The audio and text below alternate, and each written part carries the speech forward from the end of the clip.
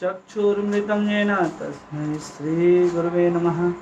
श्रीचैतन्यमनोभीष्टं स्थापितं येन भूतले स्वयं रूपकदा मह्यं ददाति स्वपदान्तिकं। वन्देऽहं श्रीगुरो श्रीयुतापदकमलं श्रीगुरून् वैष्णवांश्च श्रीरूपं साग्रजातं सहगना रघुनाथान्वितं तं सजीवं साद्वैतं सावधूतं परिजनसहितं कृष्णचैतन्यदेवं श्रीराधा कृष्णपादान् सहगना ललिता श्रीविशाखान्वितांश्च।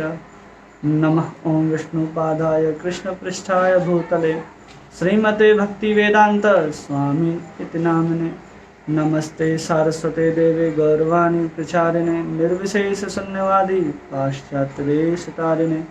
हे कृष्ण करुणा सिंधु दीनबंधु जगतपते गोपेश गोपिका कांत राधा कांत नमस्तुते। तप्त कांचन गौरांगी राधे वृंदावनेश्वरी वृषभानुसुते देवी प्रणमामि हरिप्रिये। वाञ्छाकल्पतरुभ्यश्च कृपा सिन्धुभ्येव च पतितानां पावनेभ्यो वैष्णवेभ्यो नमो नमः। जय श्री कृष्ण चैतन्य प्रभु नित्यानंद श्री अद्वैत गदाधर श्रीवासादि गौर भक्तवृंद। हरे कृष्णा कृष्णा कृष्णा हरे हरे, हरे राम राम राम हरे हरे। हरे कृष्णा कृष्णा कृष्णा हरे हरे, हरे राम राम राम हरे हरे। हरे कृष्णा कृष्णा कृष्णा हरे हरे, हरे राम राम राम हरे हरे। गुरुवे गौरचंद्राय राधिकाय तदालये कृष्णाय कृष्णभक्ताय तद्भक्ताय नमो नमः। हरे कृष्णा। आप सभी का भक्ति रसामृत सिंधु की कक्षा में बहुत बहुत स्वागत है। हम लोग भक्ति रसामृत सिंधु में पढ़ रहे हैं व्यभिचारी भाव को और उसको समझ भी रहे हैं कि व्यभिचारी भाव क्या होता है। तो हम लोगों ने इस भाव के अंदर सबसे पहले देखा है भाव, फिर देखा अनुभाव और फिर व्यभिचारी भाव। और अब हम लोग जो पढ़ने जा रहे हैं इसका नाम है स्थायी भाव।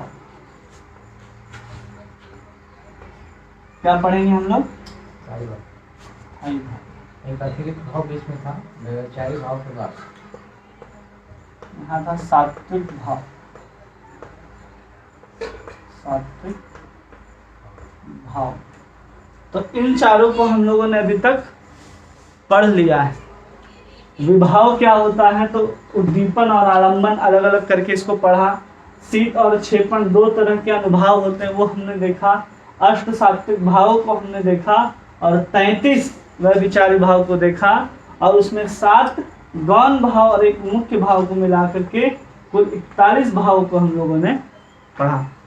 अब स्थायी भाव हम लोग पढ़ेंगे। क्या पढ़ेंगे? स्थायी भाव। स्थायी भाव अध्याय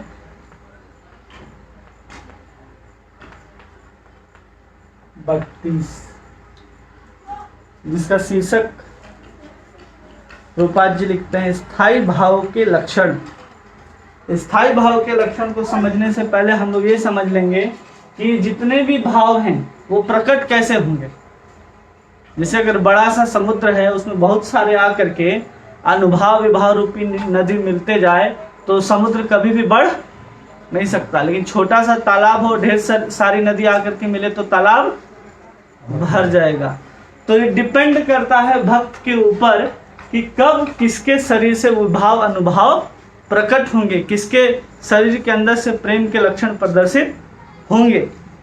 तो यहाँ कहा जा रहा है कि जिसका स्वभाव गरिष्ठ हो, मतलब गंभीर हो या भारी हो या विस्तृत हो या बहुत कठोर हो, और दिल में अगर जिसके हृदय में कठोरता है उन लोगों के अंदर अगर भाव प्रकट भी होता है तो भाव पता नहीं चलेगा कि इसके अंदर भी ये सात्विक भाव उठ रहे हैं। फिर है जब वही भाव थोड़े से भी उत्पन्न हो, लेकिन जिसका हृदय वो कैसा है, हल्का है, छोटा है, सतही है, छछला है, तो भाव उसके अंदर क्या होगा, तुरंत प्रकट हो जाएगा। और उसकी इंद्रियों में जितने भी परिवर्तन हैं, अनुभाव के, विभाव के, सात्विक भाव के, वो सब तुरंत प्रकट हो जाएंगे। जैसे व्यभिचारी भाव में हम लोग देखते हैं कि कैसे उसके लक्षण प्रकट होते हैं। व्यक्ति डर जाता है या व्यक्ति कुछ करता है, अगर बहुत निडर हुआ व्यक्ति तो उसके अंदर व्यभिचारी भाव दिखाई देगा, नहीं दिखाई देगा। अनुभव में जो लक्षण प्रकट होते हैं, रोना गाना, उसके जो बाहरी लक्षण प्रकट होते हैं वो प्रकट होगा। कभी कभी हम लोग उसको रोक लेते हैं, अगर आंख से आंसू भी आ रहा है किसी का, तो आंख के आंसू को वो रोक लेता है अपनी गंभीरता के कारण, उसकी हृदय की विशालता के कारण। लेकिन विवाह में क्या हो रहा है, वो हो भी रहा है तो पता नहीं चलेगा, उसके अंदर भगवान कृष्ण के प्रति भाव बढ़ता जा रहा है। और फिर कहा जा रहा है कि भारी मन, जिसका मन जो होता है अगर वो भारी है तो उसको सोने के समान कहा जाता है। किसके समान, सोने के समान। और किसी का हृदय हल्का होता है तो उसको रुई के समान कहा जा रहा है। इन दो प्रकार के हृदय से संबंध में हवा की तरह कार्य करता है। हवा में कैसा परिवर्तन आता है, हवा में सुगंध कैसे फैलता है, तो अगर इनके अंदर ये भाव प्रकट हो रहे तो तुरंत पता चल जाएगा आपको कि इसके अंदर ये सब भाव प्रकट हुए हैं। गहरा हृदय जो है वो समुद्र के समान है, और उथला हृदय मतलब कम गहरा वाला तालाब के समान। भाव इन दो प्रकार के हृदयों के लिए शिखर या ऊंचे पर्वतों के समान है। कैसा है भाव इसके लिए, ऊंचे पर्वतों के समान। जब उतने ऊंचे से वो भाव गिरेगा तब जाकर के इनकी आंखों में आंसू आएगा, कुछ अनुभव विभाव के लक्षण प्रकट होंगे। फिर है विशाल हृदय, जिसका बड़ा हृदय है वो एक नगर के समान है, और जिसका छोटा हृदय है वो एक झोपड़ी के समान है। भाव इन दो प्रकार के हृदयों के लिए दीपक या हाथी के समान है। बड़ा नगर में भाव, बड़ा नगर में हाथी आता है तब पता चलता है ना कि हाथी आया, और छोटा झोपड़ी है तो एक दीपक भी जला दिया जाए तो पूरा का पूरा झोपड़ी प्रकाशमान हो जाता है। तो छोटा सा भी उसके अंदर विभाव, अनुभव, व्यभिचारी भाव के कुछ प्रकाश आ जाएंगे तो उसका झोपड़ी जो पूरी तरह से रोशन हो जाएगा। ये किसकी पात्रता है, व्यक्ति के हृदय की पात्रता है। अगर उसका हृदय ऐसा है तो उसमें ये भाव लक्षण कैसे प्रकट होंगे। फिर कठोरता है ना, वो 3 अंश की होती है, एक ब्रज के समान, सोने के समान और लाख के समान। लाख समझते हैं ना, इधर बहुत होता है लाख, हाँ उसके समान होते हैं। इस 3 प्रकार के हृदय की कठोरता के संबंध में आग की तरह कहा जाता है। इसको केवल सुनना है, इसका डिटेल नहीं, ठीक है। ब्रज अत्यंत कठोर होता है। ब्रज कैसा होता है, अत्यंत कठोर होता है, और कभी कभी नरम होता है और कभी नहीं नरम होता है, 2 स्थिति है। तो यहाँ कहा जा रहा है ब्रज अत्यंत कठोर होता है, वो कभी नर्म होता ही नहीं है। यह कठोरता घोर तपस्या करने वालों के हृदय में देखी जाती है। जिसका हृदय कठोर हो गया है और कभी नर्म नहीं हो रहा, तो समझना चाहिए कि बहुत कठोर तपस्या करने के बाद अपने हृदय को उस तरह से उसने बना लिया है। तो ऐसे हृदय में भाव प्रकट होने वाला नहीं है। जब भी हम लोग खेती करते हैं तो सबसे पहले क्या करते हैं, उस मिट्टी को नर्म बनाते हैं, फिर जाकर उसमें पौधा या बीज डालते हैं। और हम तपस्या करके अपने हृदय को, जहां पर प्रेम रूपी बीज को डालना है, उसको कठोर बना लेंगे तो वहां ये भाव का लक्षण प्रकट नहीं होगा। तीव्र ताप से सोना तरल हो जाता है। सोना कैसे तरल हो जाता है, बहुत अधिक गर्मी दिया जाए, जैसे सोनार लोग क्या करते हैं, उसको पिघला करके उस सोने से किसी भी आभूषण के रूप में सोने को परिवर्तन कर देते हैं। तो भाव की बहुत तेजी गर्मी के हृदय को कोमल कर देती है। कैसे पिघलेगा, अगर सोना के समान अगर कठोर है, एक तो ब्रज के समान कठोर है जो कभी पिघलेगा ही नहीं, दूसरा कठोरता अगर सोने के समान उसका हृदय है तो बहुत अधिक भाव आ जाएगा, तो उस भाव के ताप से उस सोना रूपी हृदय जो है वो पिघल जाएगा, जिससे उसके अंदर ये सब अष्ट सात्विक विकार दिखने लग जाएंगे। और फिर कहा जाता है लाख बहुत थोड़े से ही गर्मी से पिघल जाता है और उसका हृदय तुरंत कोमल हो जाता है। और फिर कहा गया और जो कोमलता है, अभी हम लोग क्या सुने, अभी हम जो बताएं कि 3 प्रकार की कठोरता 3 प्रकार की बताएं। इसमें पहला है ब्रज, सोना और लाख। ये स्थायी भाव में बता रहे हैं। नहीं, ये हम बता रहे हैं स्थायी भाव आएगा कैसे, दिखेगा कैसे। तो कठोरता 3 प्रकार का होता है। ब्रज जो कभी पिघलेगा ही नहीं, सोना बहुत अधिक अगर भाव का तापमान बढ़ गया तो सोना रूपी हृदय पिघल जाएगा, और लाख बहुत थोड़ा सा ही गर्मी रहा तो उससे पिघल जाएगा। पिघलने के बाद कोमलता को भी 3 भागों में बांटा गया। कोमलता, इसको 3 भाग में बांटा गया, जिसमें सबसे पहला है मोम, मक्खन और अमृत। ठीक है। मोम और मक्खन सूरज की गर्मी से ही पिघल जाता है। ये दोनों क्या होता है, सूरज की गर्मी से ही पिघल जाता है। और अमृत प्राकृतिक रूप से तरल ही रहता है, इसको गर्मी का जरूरत नहीं है, पहले से क्या है, द्रव्य रूप में मौजूद है। लेकिन मक्खन और मोम सूरज की गर्मी को पा करके पिघल जाता है। और उसमें कहते हैं रूप गोस्वामी कि जो जितने भी भगवान कृष्ण के, गोविंद के भक्त हैं, उन सब भक्तों का हृदय स्वाभाविक रूप से अमृत की तरह होता है, न मोम की तरह होता है, न मक्खन की तरह। उनका हृदय अमृत की तरह होता है, ठंडा भी होता है, शीतल भी होता है और तरल भी होता है। और रामचरितमानस में लिखते हैं कि जो संत का हृदय है वो नवनीत के समान है, मतलब मक्खन के समान होता है। जो थोड़ी सी ही भाव के साथ वो मक्खन क्या होता है, पिघल जाता है। इसको आग के ऊपर चढ़ाने की जरूरत नहीं है। मोम को भी कहा जा रहा है कि सूर्य की गर्मी से पिघल जाएगा। ठीक है।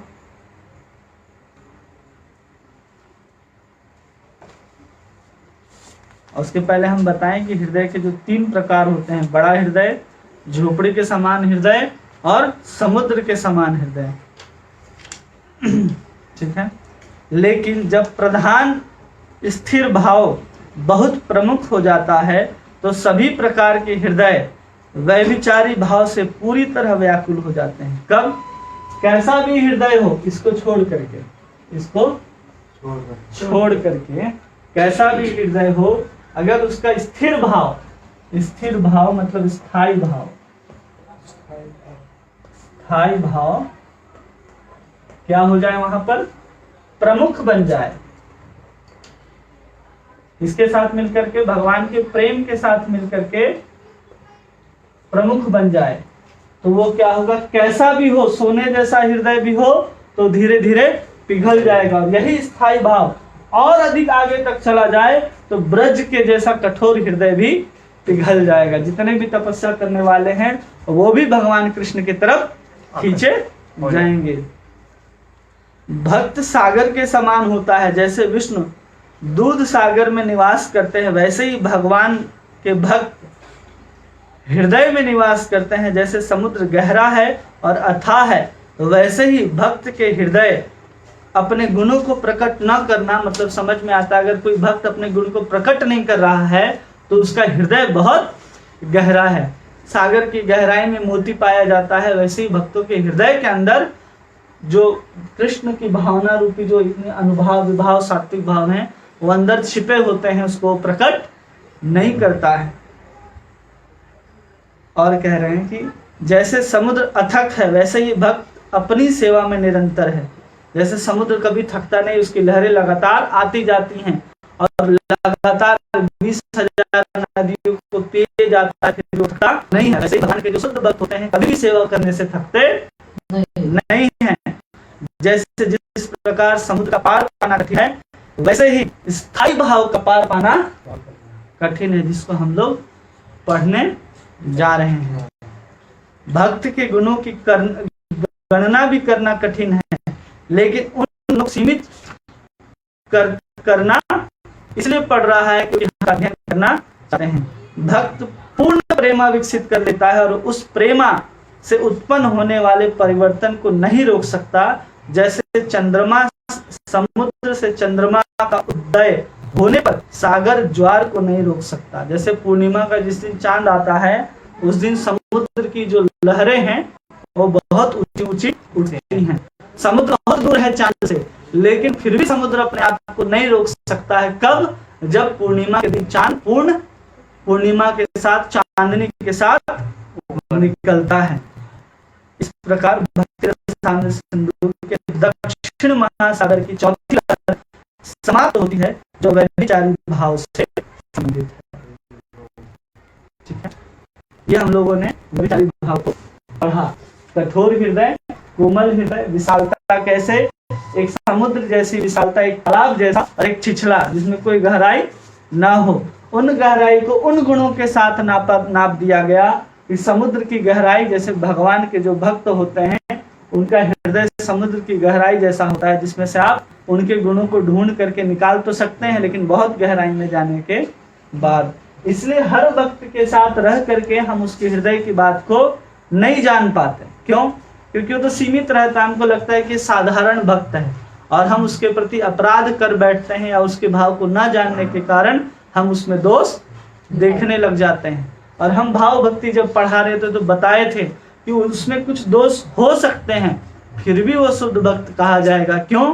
क्योंकि शुद्ध भक्त बनने के एक कदम वो पीछे। कितना कदम? एक कदम।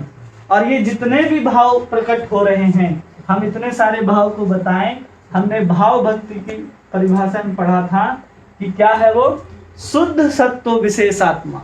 इसके परिभाषा में हमने बताया था शुद्ध सत्व विशेष आत्मा मतलब आह्लादनी शक्ति और संवित शक्ति का स्पर्श जब तक उस भक्त को नहीं होता है, वो भाव भक्ति से प्रेम भक्ति के स्तर में नहीं आ सकता है।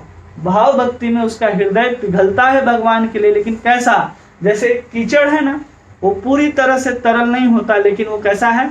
कम पानी के साथ धूल मिश्रित होने के कारण कीचड़ हो गया, और बहुत अधिक पानी डालेंगे तो वो फिर नदी के जैसा बहेगा। तो भाव में वो कीचड़ होता है और प्रेम में वही फिर नदी की तरह भगवान कृष्ण की तरफ बहने लगता है।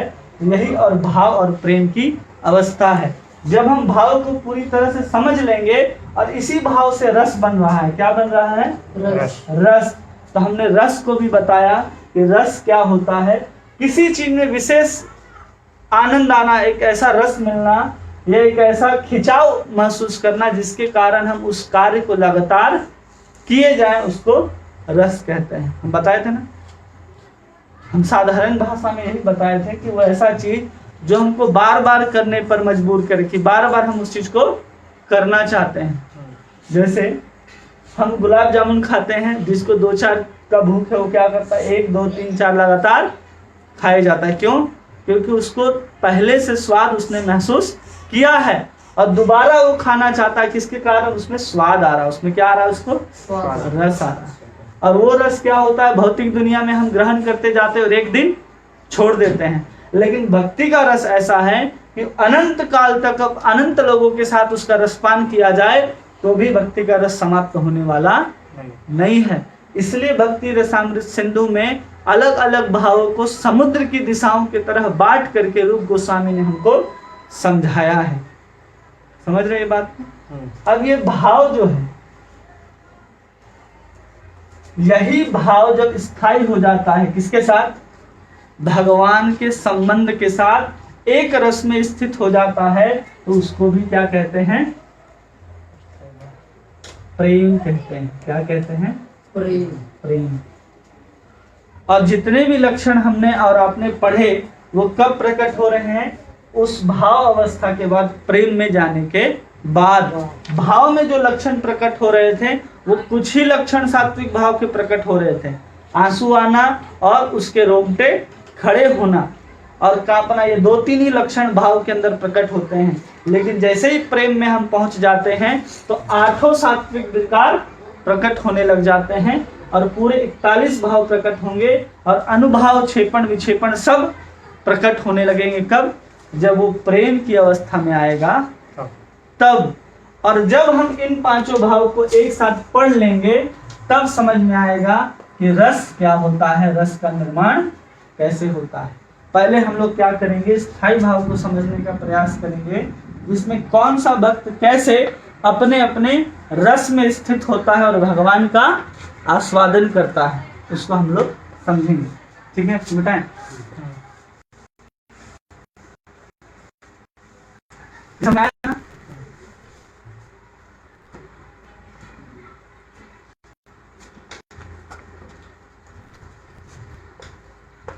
स्थायी भाव,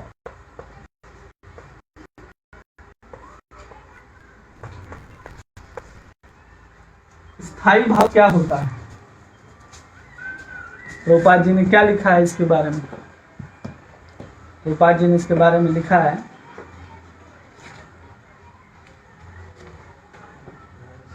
स्थायी भाव प्रेम के समस्त क्षणिक अभिव्यक्तियों तथा क्रोध के किसी भी विरुद्ध भाव समूह के वशीभूत करके शक्तिशाली राजा के समान विराजमान रहता है। वह मुख्य गौण स्थायी भाव कहलाता है।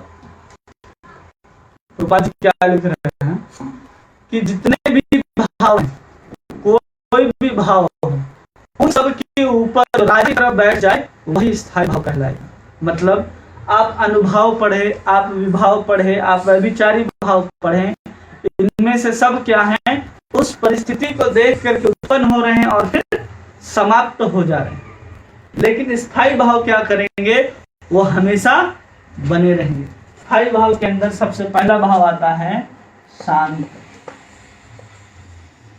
फिर आता है दास, फिर आता है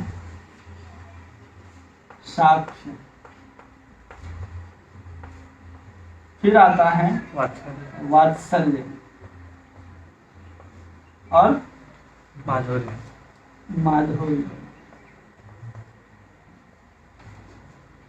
ये पांच जो हैं इसको कहते हैं मुख्य रति। क्या कहते हैं? मुख्य रति या भाव। ठीक है,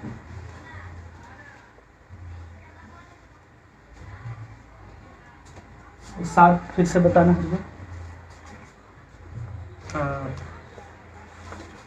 वीर,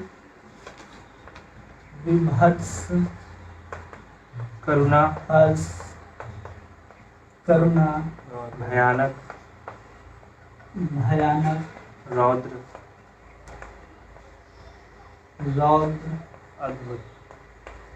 अद्भुत।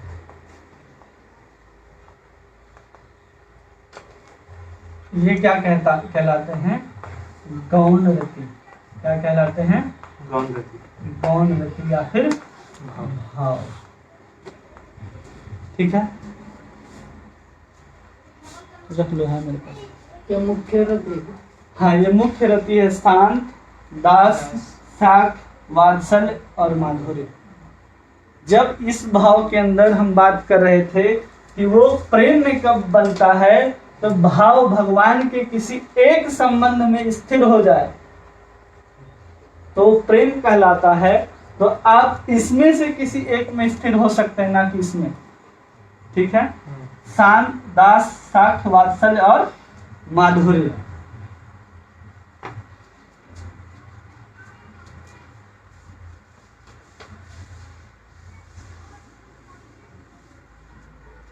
और स्थायी भाव क्या होता है?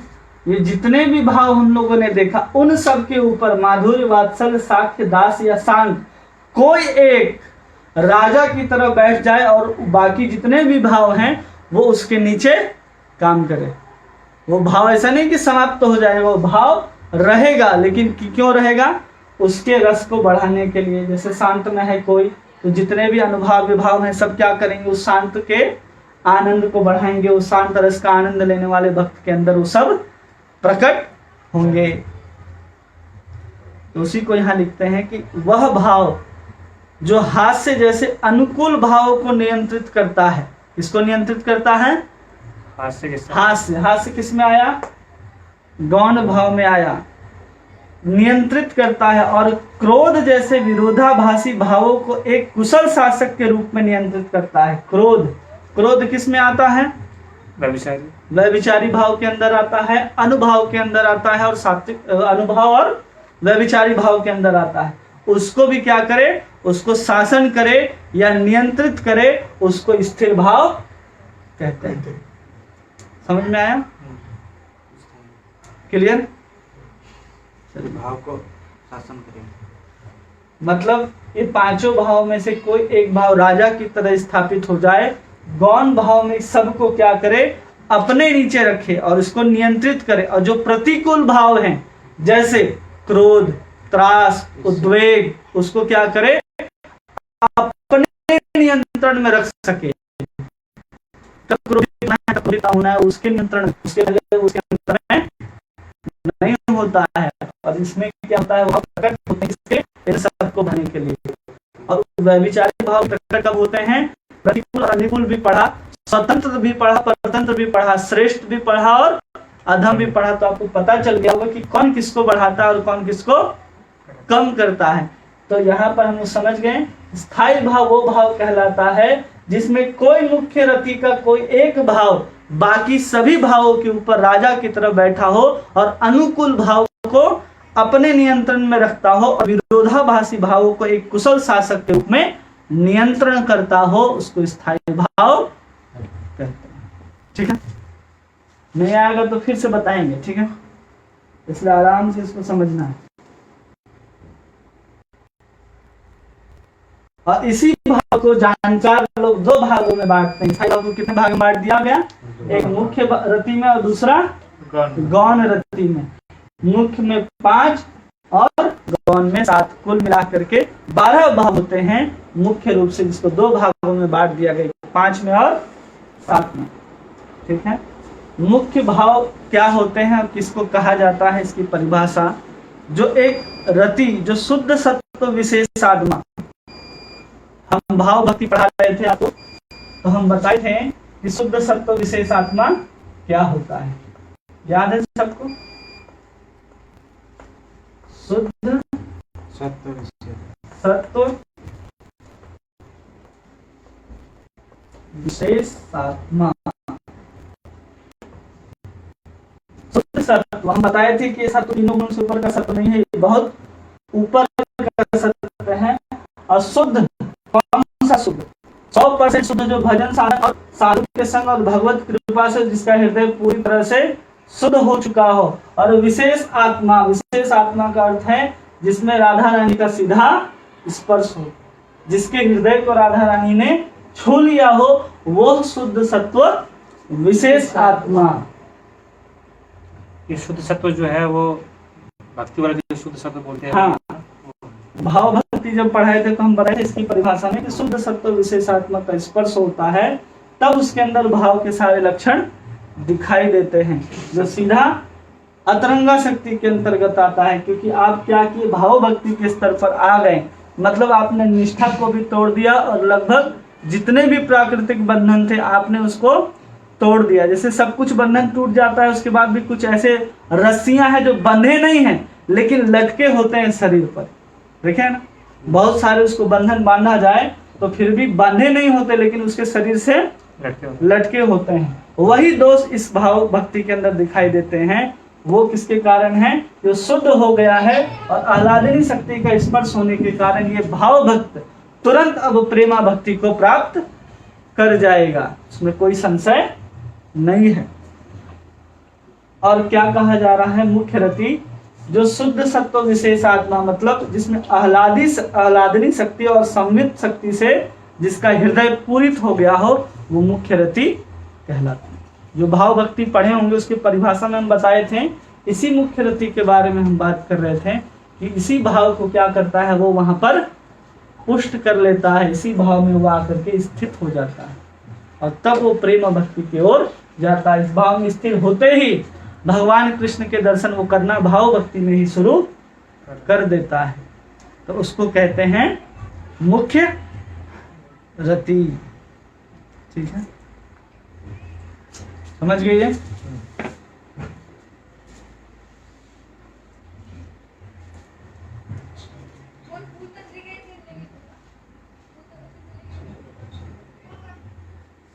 अब इस रति को दो भागों में बांटा गया। वहां शब्द लिखे होंगे प्रभुपाद जी, स्वार्था और दूसरा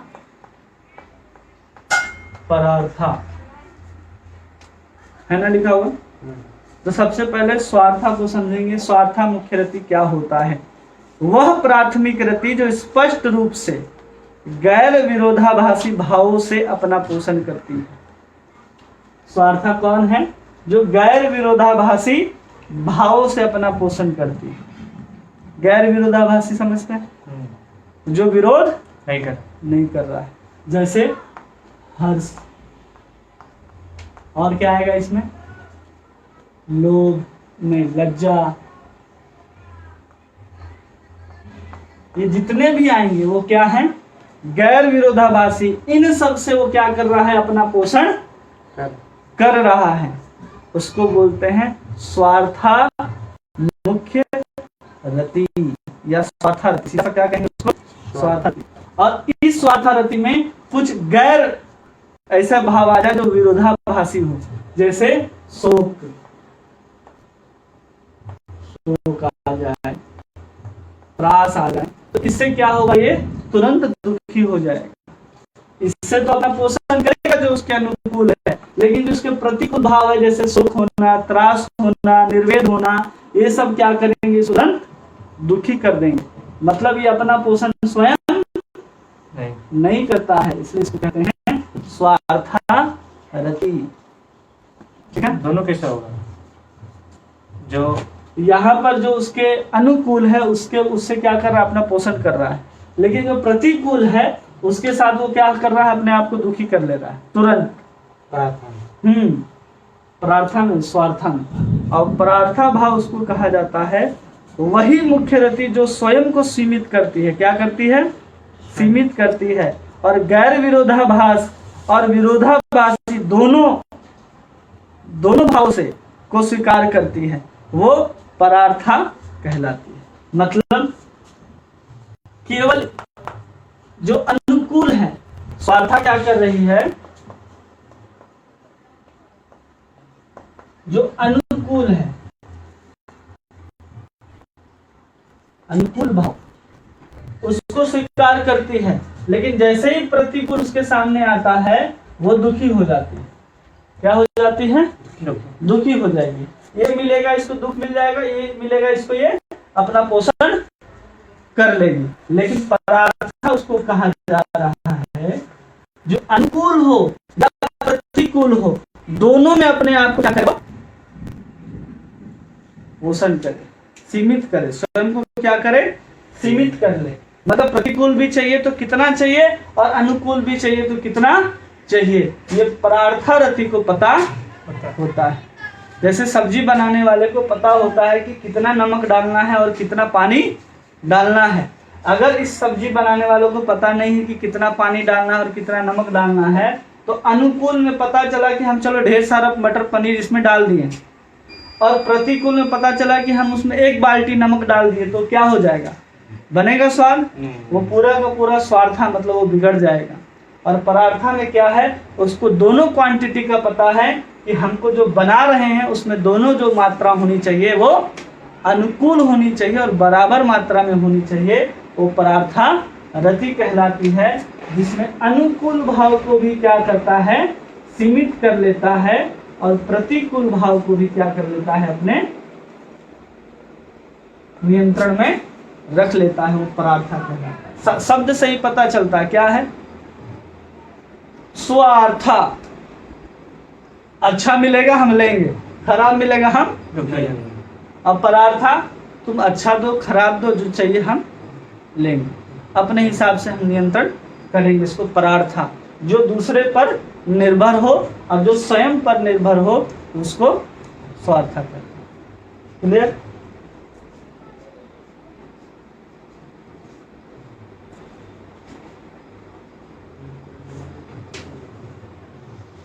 अनुकूल भी लेंगे, प्रतिकूल भी लेंगे। हाँ, दोनों में। यहाँ लेकिन प्रतिकूल लेगा तो ये दुखी हो जाएगा कि हमको बुरा वस्तु क्यों दिया गया। और यहाँ क्या है? कोई भी दे दो, ये दोनों का क्या करेगा? बढ़ा लेगा अपने हिसाब से, उसमें भी आनंद ले लेगा। वो क्या है? परार्था। यहाँ प्रतिकूल मतलब शोक मिल रहा है तो शोक में भी वो आनंद लेगा। वो शोक से भी अपने मुख्य रति को बढ़ा लेगा, और यहाँ पर अनुकूल मिलेगा तो उसको भी अपने हिसाब से आनंद लेगा, अपने नियंत्रण में रहेगा, इसके नियंत्रण में नहीं आएगा। लेकिन ये क्या हो रहा है, इसके नियंत्रण में आ रहा है। क्यों? स्वार्थी होने के कारण। ये क्या है? परार्थी, ये दूसरे पर निर्भर है, मतलब सब कुछ इन पर निर्भर करता है, और इसका सब कुछ इस पर निर्भर करता है। तुम दो कैसा, हम वैसे ही हो जाएंगे। ये समझ में आया?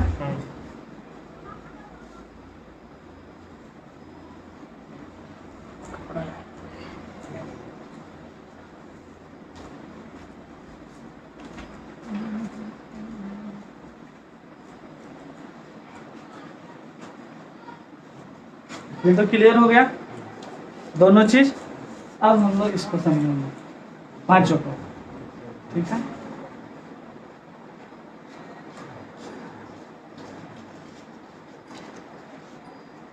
सख्य, वात्सल्य, आनंद, प्रियता, वैशिष्ट्यम, पात्र वैशिष्ट याद रतिर एसनाद गच्छति एतार प्रतिबिंबा स्फटिकादिषु विस्तृषु। मतलब भक्त की व्यक्तिगत प्रकृति के अनुसार, इसके अनुसार व्यक्तिगत प्रकृति के अनुसार कि उसका स्वभाव कैसा है, वो पांच में से किसी एक में क्या करता है, अपने आप को स्थित कर लेता है। इसके अनुसार, स्वभाव के अनुसार। कि किसी किसी का स्वभाव देखते हैं कि भगवान कृष्ण के जितने भी बाल स्वरूप हैं उनको लेकर के सब घूमते हैं। कभी भी वृंदावन जाएंगे तो देखे होंगे कि सब छोटे छोटे लड्डू गोपाल को टोकरी में बिठा करके घुमाते हैं। तो वहाँ क्या पता चल रहा है, उसका स्वभाव ही ऐसा है, तो अपने आप को वात्सल्य भाव में ला रहे। किसी किसी को देखेंगे कि कृष्ण और बलराम को ही पूछते हैं, तो मतलब उसका सखा भाव है। और जो भगवान को ही सब कुछ समझते हैं उनका दास्य भाव है। और जो भगवान को अपने प्रियतम के रूप में या पति के रूप में चाहते हैं उनका माधुर्य भाव है। किसके आधार पर? जिसकी जैसी प्रकृति है, जिसका जैसा स्वभाव है। वो स्वभाव कब बनता है? जब हम पिछले जन्म से ऐसा कुछ कार्य किए हो जिसमें हमको भगवान के साथ उस संबंध का टेस्ट जो है वो अनुभव हुआ हो। नहीं तो ये चीज आ ही नहीं सकता। ये चीज जब नहीं आता है तो शुद्ध शांत तो हम लोग स्थिर नहीं हो सकते, न शुद्ध शांत में न शुद्ध दास में। उसको समझाने के लिए बताया जा रहा है कि शुद्ध शांत में स्थिर होने से पहले वो कितनी जगह स्थिर होता है, कितनी प्रकार से अपनी भावनाओं को कृष्ण के साथ जोड़ता है। इसका मतलब ये पूर्व जन्म पर डिपेंड करता है। हाँ, आप एक जन्म से भक्ति नहीं कर रहे हैं। हम और आप यहाँ अगर बैठ करके भक्ति रसामृत सिंधु की इस भाग की चर्चा कर रहे हैं तो समझ लीजिए कि करोड़ों जन्म से हम लोग भक्ति करते आ रहे हैं। अगर ऐसा नहीं है तो किसी ऐसे साधु के संग से हम लोगों को ये सब सौभाग्य प्राप्त हुआ है। अन्यथा इस बात की चर्चा जो हम लोग कर रहे हैं, ये सौभाग्य किसी अन्य को प्राप्त नहीं है। ठीक है? तो हम क्या बता रहे थे? शांत। अब शांत को तीन भागों में बांटा गया है। सामान्य, पारदर्शी और शांत।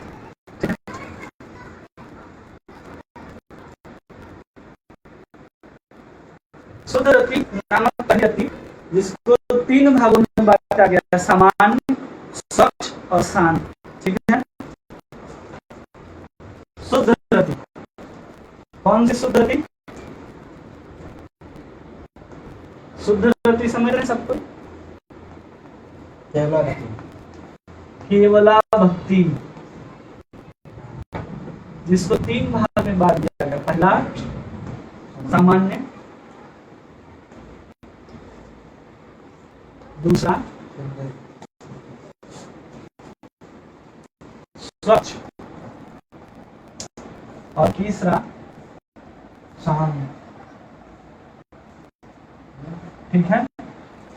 मतलब हम शुद्ध भक्ति तो कर रहे हैं।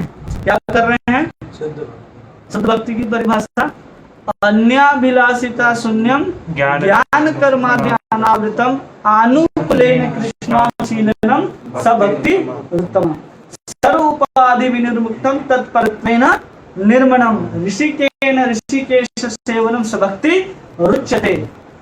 वो भक्ति जब हम कर रहे हैं, कौन सा भक्ति है? एकदम शुद्ध भक्ति, जिसमें किसी अन्य चीज का मिलावट एकदम नहीं है। न हम निष्काम में स्थित हैं न सकाम में स्थित हैं, हम उस दोनों में कहीं भी स्थित नहीं है। तो आपको कई बार समझाया गया है, कर्म कांड से लेकर के भक्ति तक के लैडर को समझा के बताया है कि केवला भक्ति किसे कहते हैं। केवला भक्ति के कई नाम हैं, उसको शुद्ध भक्ति भी कहते हैं, केवला भक्ति भी कहते हैं, अकिंचन भक्ति भी कहते हैं, अनन्य भक्ति भी कहते हैं। भगवान भगवद गीता में अनन्य शब्द का इस्तेमाल बहुत जगह किया। अनन्य अभिचारेण भक्ति योगेन सुसेवते। और क्या है, आज पढ़ा रहे थे ना योग क्षेमम महाम में, हम उसका पहला लाइन क्या है, अनन्याश्चिन्तयन्तो माम यो जनः पर्युपासते। ये अनन्य शब्द गीता में भगवान ने कई बार कहा है। भगवान ने अनन्य शब्द इतना बार इसलिए कहा है क्योंकि भगवान को मिला हुआ चीज पसंद नहीं है। भगवान वो दूध पीना पसंद नहीं करते जिसमें पानी मिला दिया हो। भगवान उस शुद्ध दूध को पीना चाहते हैं जिसमें केसर भी पड़ा हो, जिसमें चीनी भी पड़ा हो, जिसमें काजू भी पड़ा हो। ये सब अगर पड़ा हो मतलब उस भक्ति को क्या कर रहे हैं, उत्कृष्ट कर रहे हैं। कैसे उत्कृष्ट कर रहे हैं, उसको उत्कृष्ट करने के लिए हमने पढ़ा विभाव। वो क्या है, उसमें दूध के समान है, और उसमें अनुभाव पढ़ा वो चीनी के समान है। उसमें जो वैविचारी भाव पढ़ा वो केसर के समान है। और आपका स्वयं का भाव, जिस भाव से आप भगवान को प्रस्तुत करेंगे वो स्थायी भाव है। उसको ले करके भगवान उस रस का आस्वादन करते हैं। उसको भगवान कह रहे हैं क्या, अनन्य भक्ति। अनन्या भक्ति, शुद्ध भक्ति, केवला भक्ति। अगर हम भगवान कृष्ण से प्रेम कर रहे हैं और वही व्यक्ति किसी और से भी प्रेम कर रहा हो तो भगवान बोलेंगे मेरे चक्कर में। जैसे हम ही लोग अगर संसार में किसी से प्रेम करें, किसी स्त्री से अगर पुरुष होकर के प्रेम करना आरंभ करें और वो स्त्री किसी और से भी बात करती हो जैसे हमसे बात करती, तो आपको अच्छा लगेगा? एकदम सेम। हो सकता है कि कोई और भी हो, हर व्यक्ति के साथ तो हर लोगों का संबंध अलग अलग होगा, लेकिन एक पति के साथ जिस जैसा उसकी पत्नी का संबंध होगा किसी और के साथ, लेकिन जैसे ही पति को पता चलेगा कि इस पत्नी का किसी और के साथ भी मेरे जैसा संबंध है, तो पति क्या चाहेगा, उसको छोड़ दे या हम इसको छोड़ दें। लेकिन भगवान यहाँ क्या करते हैं, उसको छोड़ते नहीं हैं, उसको छुड़ाते हैं। क्या करते हैं भगवान? छुड़ाते हैं कि तुम कहीं भी जाओ हम तेरे पीछे पीछे आने वाले। इसलिए भगवान हमारे हृदय में परमात्मा के रूप में बैठ करके हमको हर जगह घुमा रहे हैं। यंत्र रूढ़ानी माया, जो करना चाहते करो लेकिन मेरी दृष्टि में रह करके, ऐसे हम करने नहीं देंगे। मतलब भगवान को एकदम लगा है कि भगवान वहाँ कैसे अपनी बुद्धि को लगा रहा है, वहाँ खड़ा होकर के वो देखना चाहते हैं कि कैसे अपने भाव को दूसरी जगह लगा रहा है, वो कैसे दूसरे की सेवा में लगा हुआ है। भगवान को कहा जाता, प्रभुपाद जी लिखते हैं वो जेलस लवर है, वो किसी और से प्रेम करते हुए अपने भक्तों को देख ही नहीं सकते। इसलिए हमारे साथ तो परमात्मा के रूप में घूम रहे हैं। संसार चलाने के लिए वो परमात्मा के रूप में नहीं घूम रहे, इसलिए घूम रहे कि किसी और के साथ न जाए। इसलिए वो शुद्ध भक्ति के रूप में वो चाहते हैं कि मेरा भक्त क्या करे, केवल और केवल मेरी भक्ति करे और किसी की भक्ति ना करे। जब हम उस भक्ति के स्तर तक पहुंच जाते हैं और जब उस भक्ति को करना शुरू कर देते हैं, तब उस भक्ति को 3 भागों में बांट दिया गया। वहां पहुंचने के बाद समझ रहे हैं, पहले हम लोग क्या पढ़े, साधन भक्ति, भाव भक्ति और प्रेम भक्ति। हम लोग यहाँ पर प्रेम भक्ति को पढ़ रहे हैं, जो 3 भागों में बांट करके किसी एक रस में स्थित होने वाला है, शांत रस में स्थित होने वाला है। कब? सामान्य स्वच्छता और शांत को पार करने के बाद। समझ में आ रहा है? क्लियर एकदम? ये शांत जो है वो शांत रस है, वो शांत भाव है, वो 5 में जो वो है शांत है ना। उसके पहले स्वच्छ और ये सब। हाँ, ये बताएंगे। तो भगवान क्या कर रहे हैं कि शुद्ध भक्ति करवाना चाहते हैं, और उसमें सबसे पहला उदाहरण देते हैं रूप गोस्वामी, सामान्य भक्ति। क्या है? सामान्य भक्ति माने सामान्य भक्ति वो भक्ति है जो कृष्ण के प्रति विशेष प्रेम नहीं है, लेकिन कृष्ण को देख करके बहुत प्रसन्न हो रहे, कैसा? कृष्ण के साथ कुछ विशेष संबंध नहीं है, लेकिन कहीं भी कृष्ण को देखते हैं, जन्माष्टमी है, बहुत सुंदर बांसुरी लगा करके खड़े, उधर रास लीला हो रहा है, हम मंडप में जाकर के बैठ जाते हैं, बहुत मजा आ रहा है। क्यों भाई? कृष्ण इसलिए आनंद देते हैं, हमको मजा आ रहा है, लेकिन उस कृष्ण के साथ हमारा कोई संबंध नहीं, तो उसको क्या कहेंगे? सामान्य, शुद्ध रति के अंदर सामान्य। इसके परिभाषा में लिखते हैं, कृष्ण के लिए समान लोगों या बच्चों में प्रकट होने वाले रति को सामान्य रति या साधारण रति कहा जाता है। क्या कहा जाता है? जिसमें स्वच्छ रति या शांत रति की कोई भी विशिष्ट गुण नहीं होते। विशिष्ट गुण मतलब इसमें विकार उत्पन्न होने वाला नहीं है। बस कृष्ण दिखे तो उसको अच्छा लग रहा है, वो जाकर के उसका आनंद ले रहा है। उसके उदाहरण में प्रभुपाद जी लिखते हैं कि एक छोटा सा बच्चा है जो भगवान को देख करके बहुत प्रफुल्लित होता है, उसके पीछे पीछे दौड़ता है और किलकारियां भर रहा है। यह शिशु के हृदय में शांत प्रेम का उदाहरण है, इसका कोई विशेष भेद नहीं होता है। वो उदाहरण सामान्य भक्ति का दिया जा रहा है, न कि शांत का। शांत का आगे दिया जाएगा, जहां पर नारद जी वीणा बजाते हुए सनत कुमार को सुनाएंगे, वो उदाहरण है। ठीक है, यहाँ बच्चे दौड़ने का जो उदाहरण है वो सामान्य शुद्ध रति के अंदर आया है, और फिर है स्वच्छ। सामान्य समझ में आ गया ना? उदाहरण भी समझ में आया? कल से ज्यादा आसान लगता है आज। ठीक है, सामान्य शुद्ध रति, मथुरा में दौड़ता हुआ उदाहरण दे दिए। और एक और उदाहरण दिया जाता है, हाँ एक और उदाहरण देते हैं कि कृपया मुझे बताओ कि मोम की तरह मेरा मन बहुत कोमल क्यों हो गया।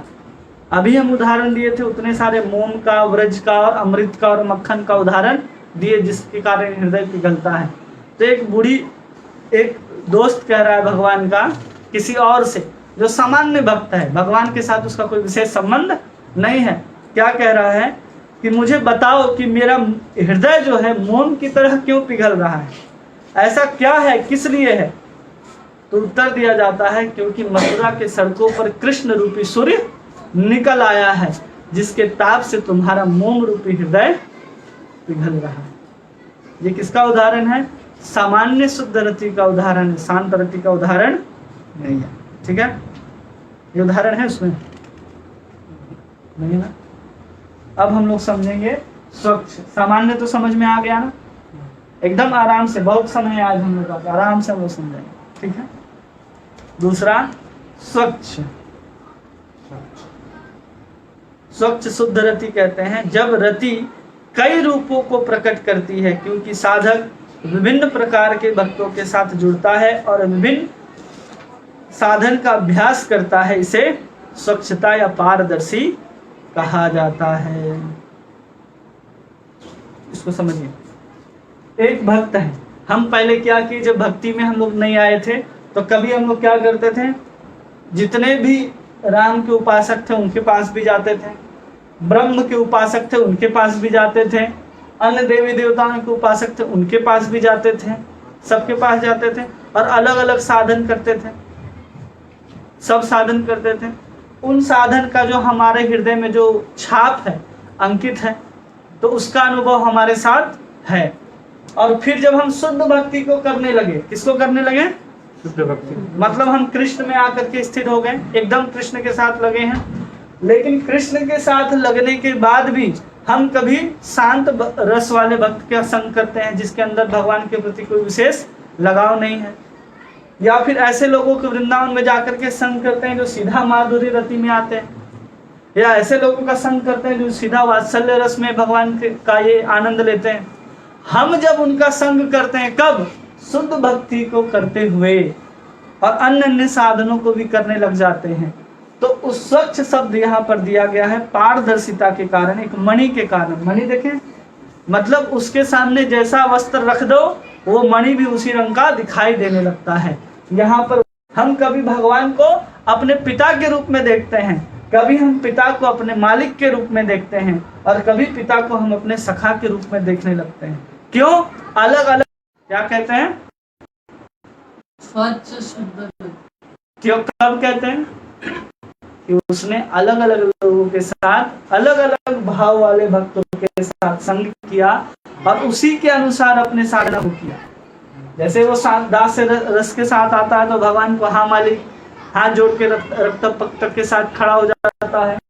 और जब साख्य में आता है तो लगता है हम मंगल के साथ है, श्री रामा के साथ है, हमारे साथ और उठ करके चलेंगे। तो क्या होता है, वो साख्य भाव में आ जाता है। और वात्सल में तो हम ही भगवान को खिलाने वाले हैं, हम ही भगवान को पालने वाले हैं, ऐसा उसको कुछ समय के लिए लगता है।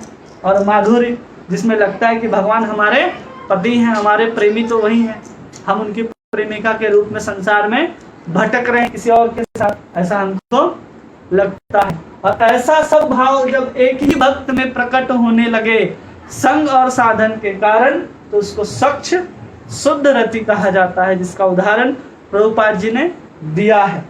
क्या उदाहरण दिया है कि एक ब्राह्मण शास्त्रों के आदेश का पालन करता है तो भगवान की स्तुति गुरु रूप में करने लगता है, कभी मित्र के रूप में करता है, कभी उसके साथ मजाक करता है, और कभी पुत्र के रूप में भगवान का संरक्षण करना चाहता है, और कभी प्रेमी के रूप में उनके लिए तरस गए, और कभी कभी उनके लिए दिल में परमात्मा के रूप में ध्यान करता है। तब ऐसा संग किया और ऐसा अलग साधना किया है, इसलिए ठीक है। फिर भी इसको शुद्ध रति में क्यों रखा जा रहा है, प्रश्न पूछते हैं जीव गोस्वामी कि उसके पास तो एक तो स्थिर नहीं है, जबकि कहा गया स्थायी भाव में कि किसी एक में ही स्थिर होगा। हम स्थायी भाव का परिभाषा में बताए ना कि कोई एक भाव में स्थिर होकर के सबका राजा बन जाएगा, लेकिन वहां क्या हो रहा है, तो सब में इधर हो रहा है, हर क्षण बदल रहा है।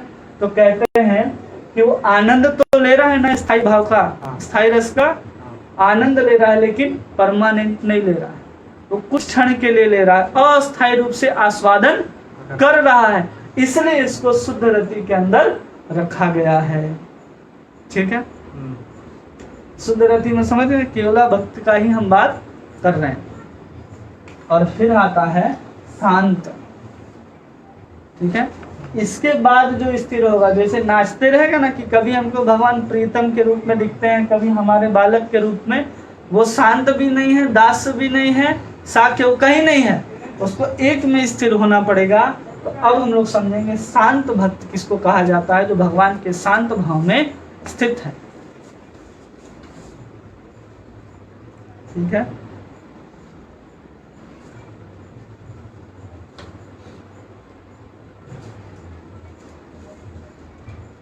मानसे निर्विकल्पत्वम सम इत्य अभिधीयते, कहा जा रहा है कि जो ज्ञानी है और मन के भीतर सभी वस्तुओं का भेद न करना जानता हो, जो ज्ञानी व्यक्ति वो क्या करता है, पंडितः समदर्शिना, वो सबको क्या करता है, समान रूप से देखने लगता है, उसका हृदय क्या हो गया, पूरी तरह से शुद्ध हो गया है उसका, उसको कहा जा रहा है विहाय विशोन्मुख्यम निजानंद स्थितम स्थित यतः, जो निज आनंद में स्थित हो गया हो, किसमें, अपने आत्मा राम हो गया हो, स्वयं आत्मा में रमण करता हो, स्वयं आत्मा में रमण करता हो, लेकिन भगवान कृष्ण के परमात्मा स्वरूप के प्रति आकर्षित हो, वो शांत भक्त कहा जाएगा।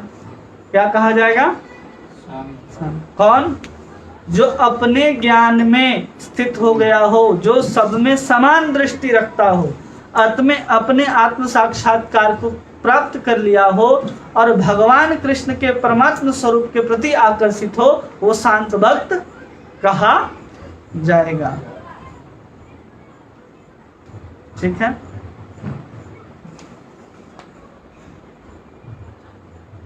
समझ गए, शांत भक्त वो क्या है, वो सब कुछ कर लिया, अपने ज्ञान को प्राप्त कर लिया, ब्रह्म साक्षात्कार कर लिया, सब कुछ कर लिया है, किसके कारण, शुद्ध भक्ति के कारण, लेकिन आकर्षित किसके प्रति है अभी भी, वो परमात्मा कृष्ण के। वही सीधा सीधा शब्द लिखा गया, ये आकर्षित किसके प्रति है, परमात्मा या कृष्ण जाता शांत रतिर्मता, कृष्ण के परमात्मा स्वरूप में स्थित है, तब वो शांत कहा जाएगा। समझ रहे, ऐसा नहीं कि ब्रह्म है वो फिर परमात्मा बन गया, वो फिर इससे बाहर चला गया, वो शुद्ध रति शुद्ध भक्ति में अंदर नहीं आया, वो बाहर निकल गया, इससे केवला भक्ति नहीं रहा, कृष्ण के परमात्मा स्वरूप के प्रति उसको आकर्षित होना है, ऐसा नहीं कि वो परमात्मा है फिर परमात्मा ब्रह्म बनेगा फिर भगवान बनेगा, ऐसा नहीं है।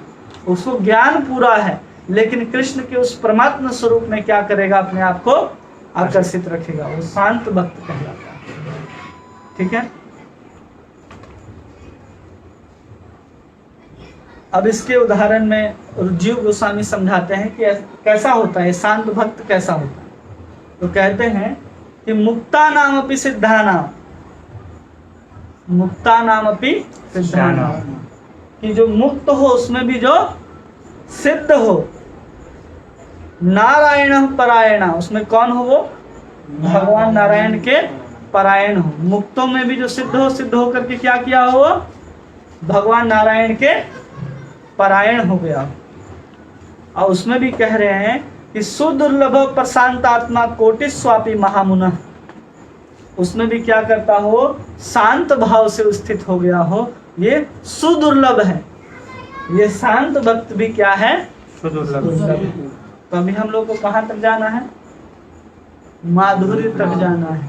तो अभी हम लोग कहाँ हैं, छठे स्कंद में शांत रस में हम लोग स्थित हैं। ठीक है।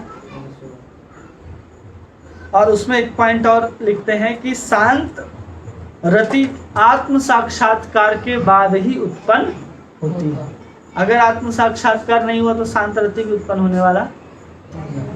ठीक है।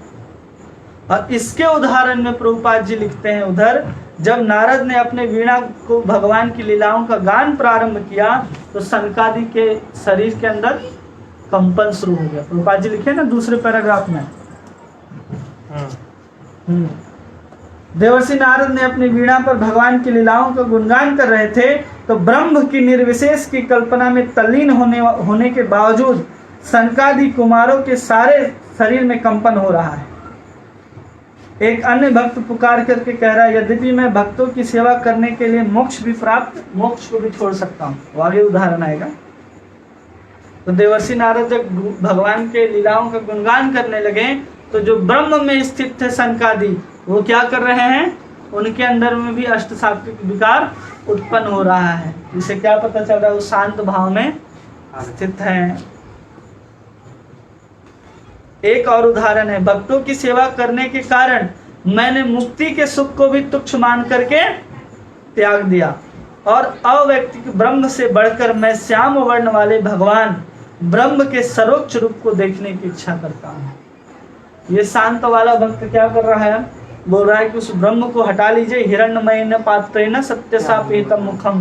वो क्या कर रहा है कि हम उस मुख को देखना चाहते हैं जो हिरण्मयेन पात्रेण, जो हिरण्मयेन मतलब उस प्रकाश से आवृत है, उसको हटा लीजिए और सत्य धर्माय दृष्टये। और कह रहा है कि हम आपके सांवले सुंदर शरीर को देखना चाहते हैं जहां से ब्रह्म ज्योति प्रकट होती है। सेवा करने का कोई इच्छा नहीं है, क्या है, केवल देखना है, केवल दर्शन करना है। तो भक्त क्या कहलाता है, शांत भक्त कहलाता है। ऐसे भक्त भगवान के शरीर में भगवान के आभूषण या फिर वस्त्र के रूप में गोलोक वृंदावन जाकर के स्थित हो सकते हैं। ये शांत भक्त वालों की आखिरी गति है, उसके ऊपर शांत भक्त वालों की गति नहीं है। ठीक है। वो भगवान के कोई भी आभूषण के रूप में जाकर के वहां स्थित हो सकता है। कृष्ण के ऊपर, बलराम के ऊपर, कहीं भी हो सकता है। वो शांत भक्त कहलाएंगे। हाँ, ठीक है। अब यही रति और गाढ़ा हो जाएगा। क्या हो जाएगा ये, और गाढ़ा। तो समझ में आ गया ना सबको, शांत रति। तब हमको समझ में आया कि हम लोग तो शांत भक्त भी नहीं है। कभी भगवान को ऐसे देखते हैं, कभी भगवान को ऐसे देखते हैं, तो ऐसे देख करके कोई लाभ नहीं। अब जब यही शांत रति धीरे धीरे भगवान के प्रति और गाढ़ा हो जाएगा, मतलब और आकर्षित होते चले जाएंगे, तो उसको 3 भागों में बांट दिया गया जो हृदय को बहुत प्रसन्न करने वाली है। ऐसा लिखे हैं, इसको कहा गया प्रीति, साख्य और वात्सल्य। यहाँ पर माधुरी को नहीं लिखा जा रहा है, ध्यान दे रहे। यहाँ माधुर्य को लिखा ही नहीं जा रहा। दास को प्रीति करेंगे। हाँ, दास को प्रीति कर रहे हैं, और यहाँ पर वात्सल्य के बाद माधुर्य को लिखा ही नहीं गया। ये मतलब शांत के अंदर नहीं है नहीं, तीनों हो गया शांत। दास अब यहाँ क्या है, दास से साग, इसको दास से लिख के दो, दास। वो क्या होंगे, भगवान के प्रेम में और गाढ़ा हो जाएगा, भगवान के साथ और घनिष्ठता को प्राप्त कर लेगा। तब वो क्या प्राप्त करेगा, पहले दास को प्राप्त करेगा। इसमें क्या है, ये भगवान को क्या है, प्रीति करता है। दास है मतलब भगवान से कृपा की उपेक्षा करता है, और साक्य है तो अपना अधिकार जमा सकता है, और वात्सल्य तो संरक्षण करेगा कि हमको भगवान का संरक्षण करना है। ठीक है। और जब ये चीज आते हैं तो उसके विभाव के रूप में यहाँ लिखा गया है कि रति में आंख खुलना, अंगों का खिंचाव, अंग में अस्थिरता, ये कितने प्रकार के चीज होते हैं।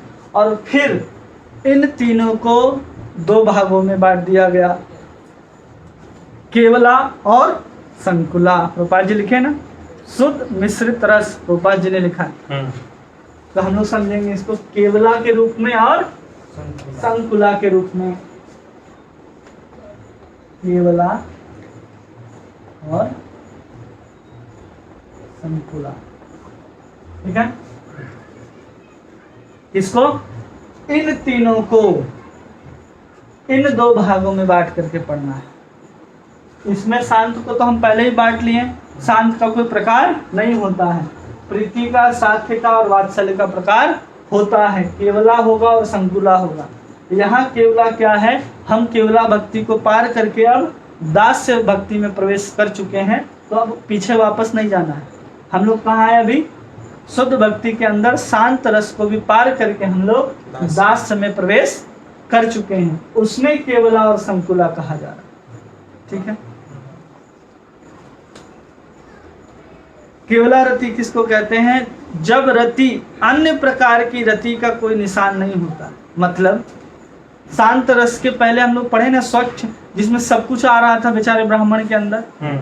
लेकिन केवला में क्या कहा जा रहा है, अगर दास्य है तो केवल दास्य रहेगा, वात्सल्य है तो केवल वात्सल्य रहेगा, और साख्य है तो केवल साख्य रहेगा। उसमें किसी अन्य रति का निशान भी नहीं होगा। उसको केवला शुद्ध रति कहते हैं, या केवला रति कहते हैं। जिसका उदाहरण, जैसे यह कृष्ण के भक्त रसाल, एक सेवक का नाम है भगवान कृष्ण का, रसाल। वो कभी भी भगवान को वात्सल्य साख्य भाव से नहीं देख सकता। वो हाथ जोड़ करके खड़ा रहता है, उनका काम है वस्त्र लेकर के भगवान को पहनाएगी अभी माता यशोदा, तो बगल में आकर के वस्त्र लेकर के रसाल का काम है खड़े रहना। और दूसरा है श्रीदामा। श्रीदामा क्या है, भगवान का सखा है। और बड़े मित्र, बड़े जो लोग हैं वो क्या है, भगवान के दास भाव में नारद जी क्या करते हैं, वहां पर रहते हैं। नारद जी किस में आएंगे, दास भाव में आएंगे हमेशा नारद जी। ठीक है। तो ये केवला रति है, नारद जी के पास क्या है, केवला रति है। और संकुला, अब क्या है, जब किसी व्यक्ति में, जब किसी भी भक्त में इन तीनों में से कोई एक से अधिक, दो या दो से अधिक भाव एक साथ प्रकट होता हो, उसको संकुला कहेंगे। किन तीनों में से, या तो दास्य हो, या साख्य हो, या वात्सल्य हो। इन तीनों में से कोई दो भाव उस भक्त में एक साथ आ जाए। मतलब केवला में तो मान लीजिए एक केवल साख्य आ गया, ठीक है।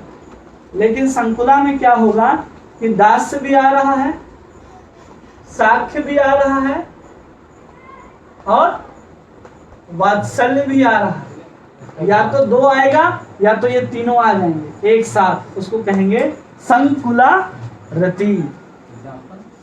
एग्जाम्पल देते हैं, गोपाल जी दिए, हम भी देंगे। तो इसके उदाहरण दिया जाता है संकुल रति का या मिश्रित रति का उद्धव, भीम और मुखरा। तीन उदाहरण दिया गोपाल जी ने। पहला उदाहरण है उद्धव का, दूसरा है भीम का, और तीसरा है मुखरा का। तो उद्धव में संकुला रति देखा जाता है। क्या रति देखा जाता है? संकुला। उसमें दास्य भी है, उसमें साख्य भी है। उद्धव है भगवान का सखा। उद्धव कौन है? भगवान का सखा। लेकिन वो जानता है कि भगवान श्री कृष्ण कौन है।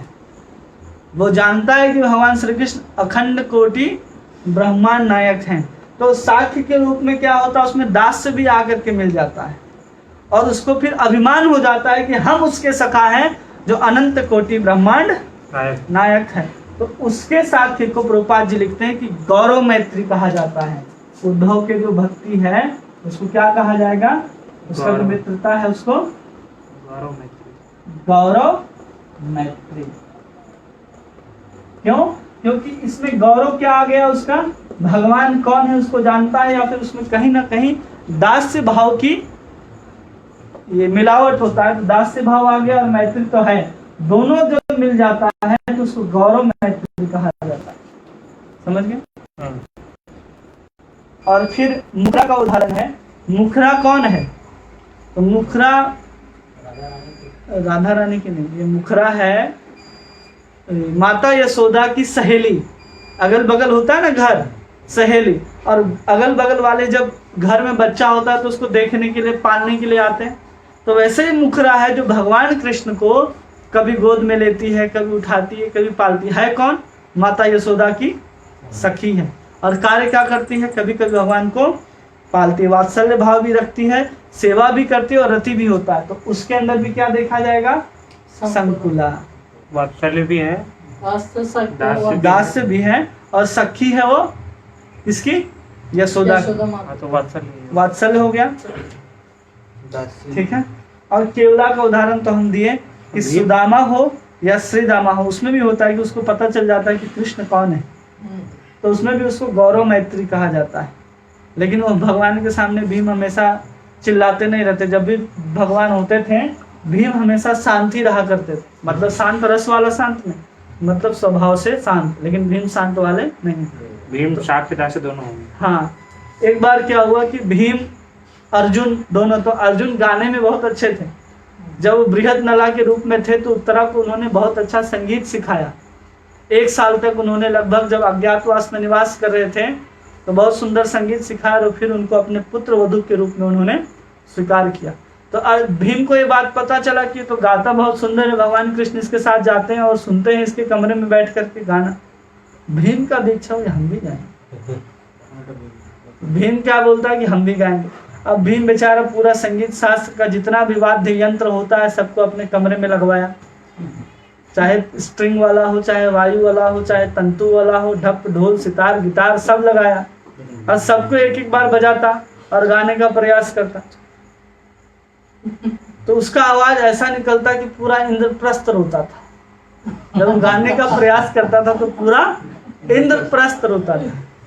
लेकिन उस आवाज में भी भगवान कृष्ण उसके पास आते थे। क्यों आते थे? कि बोलते थे हमको सुर से मतलब नहीं है, हमको किससे मतलब है? भाव से मतलब। भगवान राग नहीं देखते, भगवान अनुराग देखते हैं। और भीम का अनुराग था वहां, वो सीख इसलिए रहा था कि कृष्ण को बुला सके। इसलिए भीम के गले में इतना खराब आवाज होने के बाद भी भगवान कृष्ण वहां पर आते उसके पास। तो उस भाव से वो वहां पर सेवा करते हैं। इसलिए उसको भी क्या कह रहे हैं? संकुला रति कह रहे हैं। ठीक है। अब क्या आता है? प्रीति।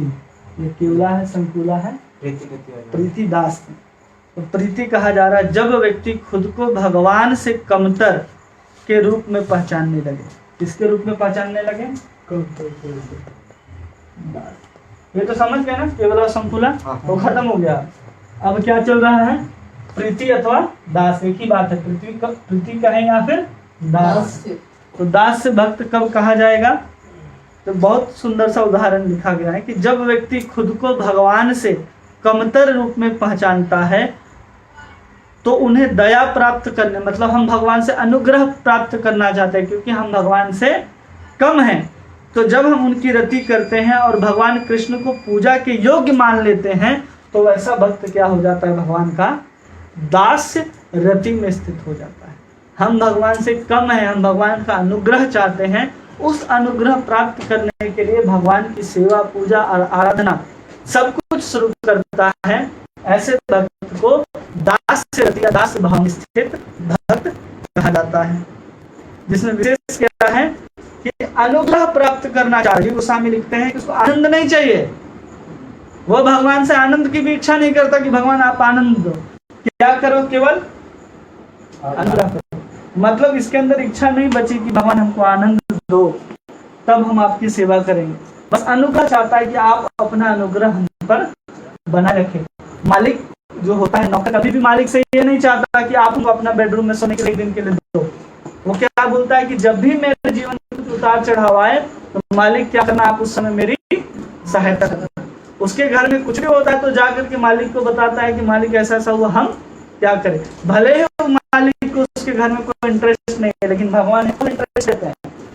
भगवान भक्त की छोटी से छोटी बात में भगवान क्या करते हैं, फुल इंटरेस्ट है। ऐसा नहीं कि छोड़ देते हैं, छोटा से छोटा बात हो भगवान इंटरेस्ट लेने पहुंच जाते हैं। एक घटना है कि द्रौपदी भगवान को याद करके अपने पत्र में बहुत सुंदर सुंदर भगवान के लिए कविता लिखती है। क्या लिखती है, कविता। अब भगवान द्रौपदी को सखा के रूप में चाहती है, शुरू से संबंध है द्रौपदी का सखा के रूप में, लेकिन भगवान कृष्ण के कहने पर द्रौपदी अर्जुन को अपने पति के रूप में चुनती है। तो जब उसके बाद भी भगवान कृष्ण के प्रति द्रौपदी क्या कर रही है, बहुत सारी कविताओं को लिख रही है। अब वो द्रौपदी अर्जुन की पत्नी हो गई है, लेकिन अर्जुन के भगवान कृष्ण के लिए द्रौपदी क्या लिख रही है, कविता। अब भगवान को उस कविता को पढ़ना है, चाहे वो एक लाइन लिखे चाहे 2 लाइन लिखे। भगवान कृष्ण पहुंचते हैं अर्जुन के पास और बोलते हैं जो कविता द्रौपदी ने लिखा है मेरे लिए उसको तुम पढ़ करके सुना। लिखने में द्रौपदी एक्सपर्ट थी और गाने में अर्जुन। और भगवान उस कविता को 1 लाइन भी लिखती थी द्रौपदी रात में, तो भगवान कृष्ण तुरंत उसको सुनने के लिए पहुंचते। मतलब इतना छोटा सा चीज है, उसको सुनने के लिए हस्तिनापुर से पहुंच जाते थे तुरंत कि हमको सुना। तो वो है भगवान कृष्ण। तो उसमें क्या चाह रहा, अनुग्रह चाह रहा है कि हमको अनुग्रह प्राप्त हो भगवान का। ऐसे भक्तों को क्या बोलते हैं, दास भक्त कहा जा रहा है। और उसके उदाहरण में मुकुंद माला स्तोत्र, उससे श्लोक है, दिवि वा भुवि वा ममास्तु वासो नरके वा नरकांतक प्रकामम अवधीरति शारदा विंदो चरणों ते मरने की चिंतयामि। इसमें मुकुंद माला स्तोत्र में राजा कुलशेखर कह रहे हैं कि हे नरकासुर के वध करने वाले, मैं जहां भी रहता हूं आपकी इच्छा के अनुसार रहता हूं। चाहे स्वर्ग में भेज दो चाहे नरक में दे दो, लेकिन मैं आपके दोनों चरणों को याद करूंगा जिसकी सुंदरता पतझड़ में भी फूल खिलाने वाले कमल को हरा करने के समान है, यहाँ तक कि मृत्यु के समय भी। क्या चाह रहे हैं, केवल आपके दोनों चरणों की याद रहे। कौन चाह रहा है, मुकुंद माला स्तोत्र में राजा कुलशेखर चाह रहे हैं कि हमारे क्या बने रहे, आपके दोनों चरणों की याद बनी रहे।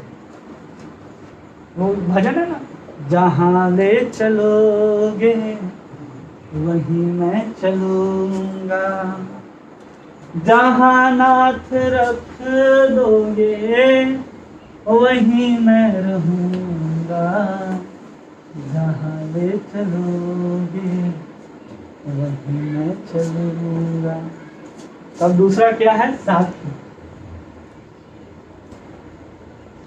साख्य में क्या होगा कि जो भी भक्त होंगे वो भगवान को अपने बराबर समझेंगे। किसके बराबर समझेंगे, कि भगवान और हम एक ही हैं, दोनों अलग अलग है ही नहीं।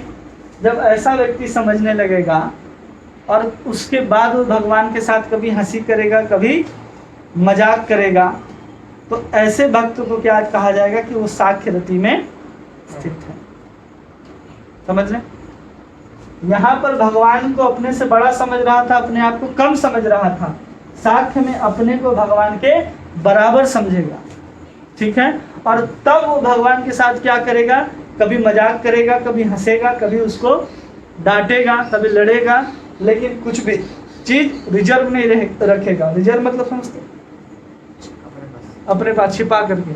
जब मित्रता होता है तो हम सब कुछ बांट करके खाते हैं, चाहे कुछ भी हो।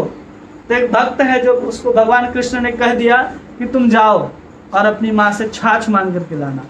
वो भक्त तुरंत जाता है, अपनी माँ को बोलता है कि कृष्ण ने आज छाछ मांगा है। अब वो गरीब होने के कारण उसके घर में कोई छाछ, कोई खिचड़ी नहीं। उसकी माँ बोलती है कि देखो कहीं कोने में, मटके में, किसी भी मटके में छाछ होगा तो लेकर के जाओ। वो भक्त तुरंत खोजता है, ढूंढता है कि छाछ कहाँ मिलेगा, छाछ कहाँ मिलेगा। तो देखता है कि घर में सप्ताह पुराना एक छाछ का मटका है जिसमें गंध आ रहा है, दुर्गंध आ रहा है। उसको लेकर के वो पहुंचता है कहाँ? कृष्ण के पास। अब भगवान कृष्ण एक कदम के वृक्ष के नीचे बैठे हैं, उसके सारे सखा उसके सामने बैठे हैं भगवान कृष्ण के। और पीछे से आता है, उस पेड़ के पीछे जाकर के खड़ा हो जाता है और उसको क्या करता है, वो पीने लगता है। क्यों पी रहा है भाई? वो नहीं चाहता है कि हम इतना पुराना छाछ भगवान कृष्ण को दें। और जब वो पीछे खड़ा होकर के पी रहा हो तो घड़ा से पिएगा, उस गड़गड़ की आवाज ना, ऐसा संभव ना है। भगवान कृष्ण को तुरंत पता चलता है कि वो आया है मटका लेकर के और अकेले अकेले छाछ को पी रहा है। भगवान कृष्ण क्या करते हैं, तुरंत पीछे जाते हैं, उसको खींच करके आगे लाते हैं। फिर भी वो घड़े को नहीं छोड़ता, ऐसे पीते पीते ऐसे मुड़ता है और आखिरी घूंट जो बचा होता है उसको भी अंदर डाल लेता है। और उसी समय भगवान उसकी गर्दन को पकड़ते हैं ताकि इस घूंट को अंदर न ले पाए। अब बोलो क्या करोगे? अब भगवान बोलते हैं कि इसके दोनों गाल में मारो। जैसे ही दोनों गाल में मारते तो सबका छाछ मुंह आ करके भगवान खड़े रहते हैं, आ करके सब उसके छाछ को पी जाते हैं। वहाँ कुछ छिपाना नहीं चलता, जहाँ वो होता है साक्ष्य रस, जहाँ इस रस का आस्वादन ले सकते हैं।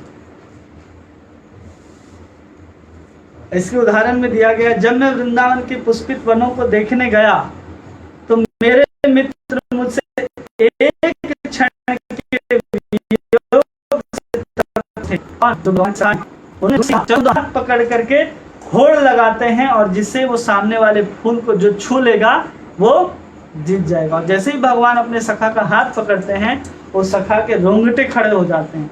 मतलब अच्छा लग रहा है, आनंद आ रहा है, तब ना उसका रोंगटा खड़ा हो रहा है। तो जितने भी भाव आपने अभी तक पढ़े वो क्यों खड़े हो रहे हैं? आनंद के कारण खड़े हो रहे हैं। उसमें क्या आ रहा है? आनंद आ रहा है। और जब भगवान को नहीं दिखा, मतलब सामने जो उनकी डिजायरेबल चीज थी, मनचाहा वस्तु नहीं दिखाई दिया, तो क्या हो गए? विषाद में चले गए। लेकिन जैसे ही कृष्ण दिखाई देते हो तुरंत क्या करते? उसको पकड़ने के लिए दौड़ते कि चलो होड़ लगाते हैं। तो क्या किया? इस साक्ष्य रति में वो आनंद को बढ़ाया, इस साक्ष्य भाव में भी रस को डाल दिया। समझ रहे हैं वो कैसे इसमें आ रहा है और इससे वो कैसे जा रहा है? अब आता है वात्सल्य। हाँ, समझ आ रहा है ना सबको? किसी का कोई प्रश्न नहीं आया ना अभी तक? वात्सल्य रस या वात्सल्य स्थायी भाव, जिसमें जो भी भक्त होगा वो अपने आप को भगवान से बड़ा समझेगा, छोटा नहीं बड़ा। और इस साक्ष्य भाव में हमने बताया कि भगवान के बराबर समझेगा। लेकिन जीव गोस्वामी इसमें बताते हैं कि समानता, लेकिन हर प्रकार से समान नहीं होगा। यहाँ भगवान भगवान ही रहेंगे, लेकिन भगवान अपने आप को उस रूप में रखते हैं ताकि भगवान उस रस का आस्वादन कर सके। वो किसी भी रूप में रहें, वो भगवान रहेंगे ही। चाहे वो अर्जुन का ड्राइवर बने या फिर गीता का ज्ञान दे, वो भगवान भगवान ही। उसी तरह समानता है, लेकिन हर प्रकार से समान नहीं है, समझ रहे? और यहाँ वात्सल्य है, जहाँ पर कहा जा रहा है कि भक्त अपने आप को भगवान से बड़े समझेंगे, भगवान का बड़ा। और भगवान कृष्ण क्या करेंगे? उनका सम्मान करेंगे, उनको पूज्य समझेंगे। ऐसी रति कृष्ण के, ऐसा व्यक्ति क्या करेगा? भगवान कृष्ण को दया देगा, आशीर्वाद देगा, सब कुछ करेगा। और ऐसी वात्सल्य रति कहलाती है, जिसमें भक्त क्या है?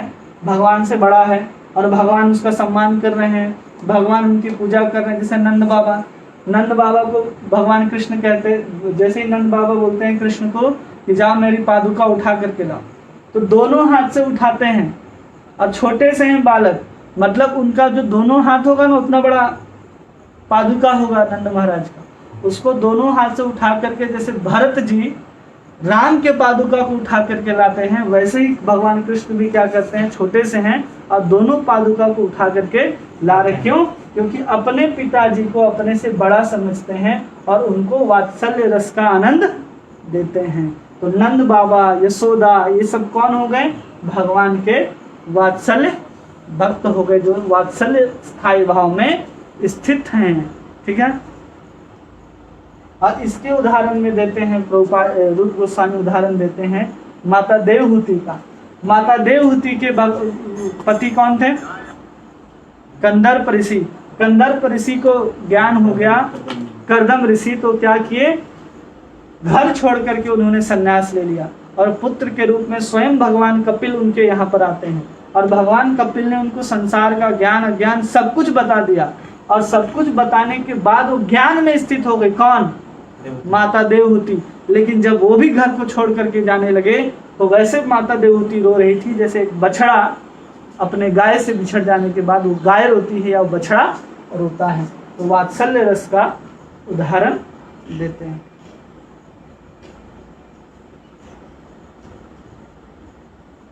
ठीक है।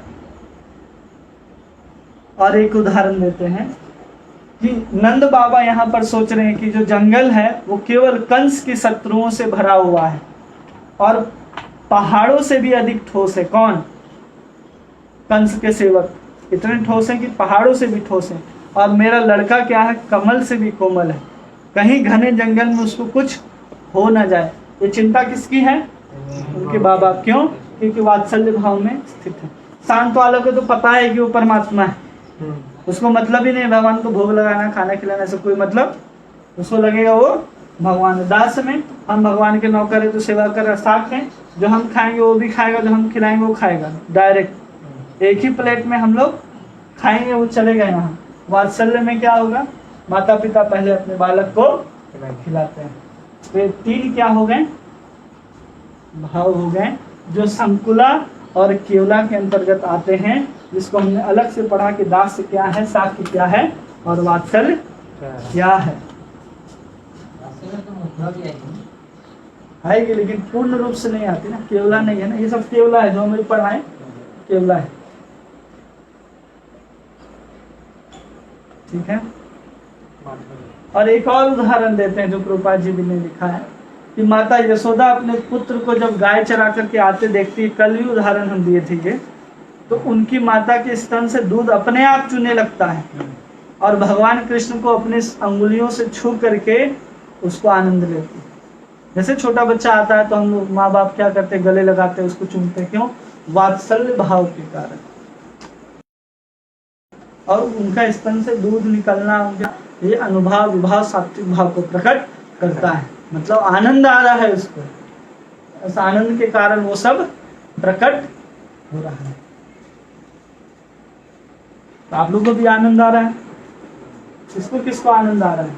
किसके किसके शरीर से अष्ट सात्विक भाव प्रकट हो रहे हैं? किसी के शरीर से निद्रा, अधिक श्रम के कारण निद्रा आता। किसके कारण? अब हम लोग पढ़ेंगे, ये तीन आ गया ना, इन तीनों को हमने इसके अंदर पढ़ा, रति के अंदर पढ़ा, जो गाढ़ा हो गया था प्रीति, उसके अंदर हम लोगों ने इसको पढ़ा। लेकिन माधुर्य रति को इन सबसे अलग लिखा जा रहा है। क्यों लिखा जा रहा है वो भी बताएंगे। अब हम लोग इसको मिटाते हैं, उसको अलग ही लिखा गया तो इसको ब्लू में रख के खाएगा।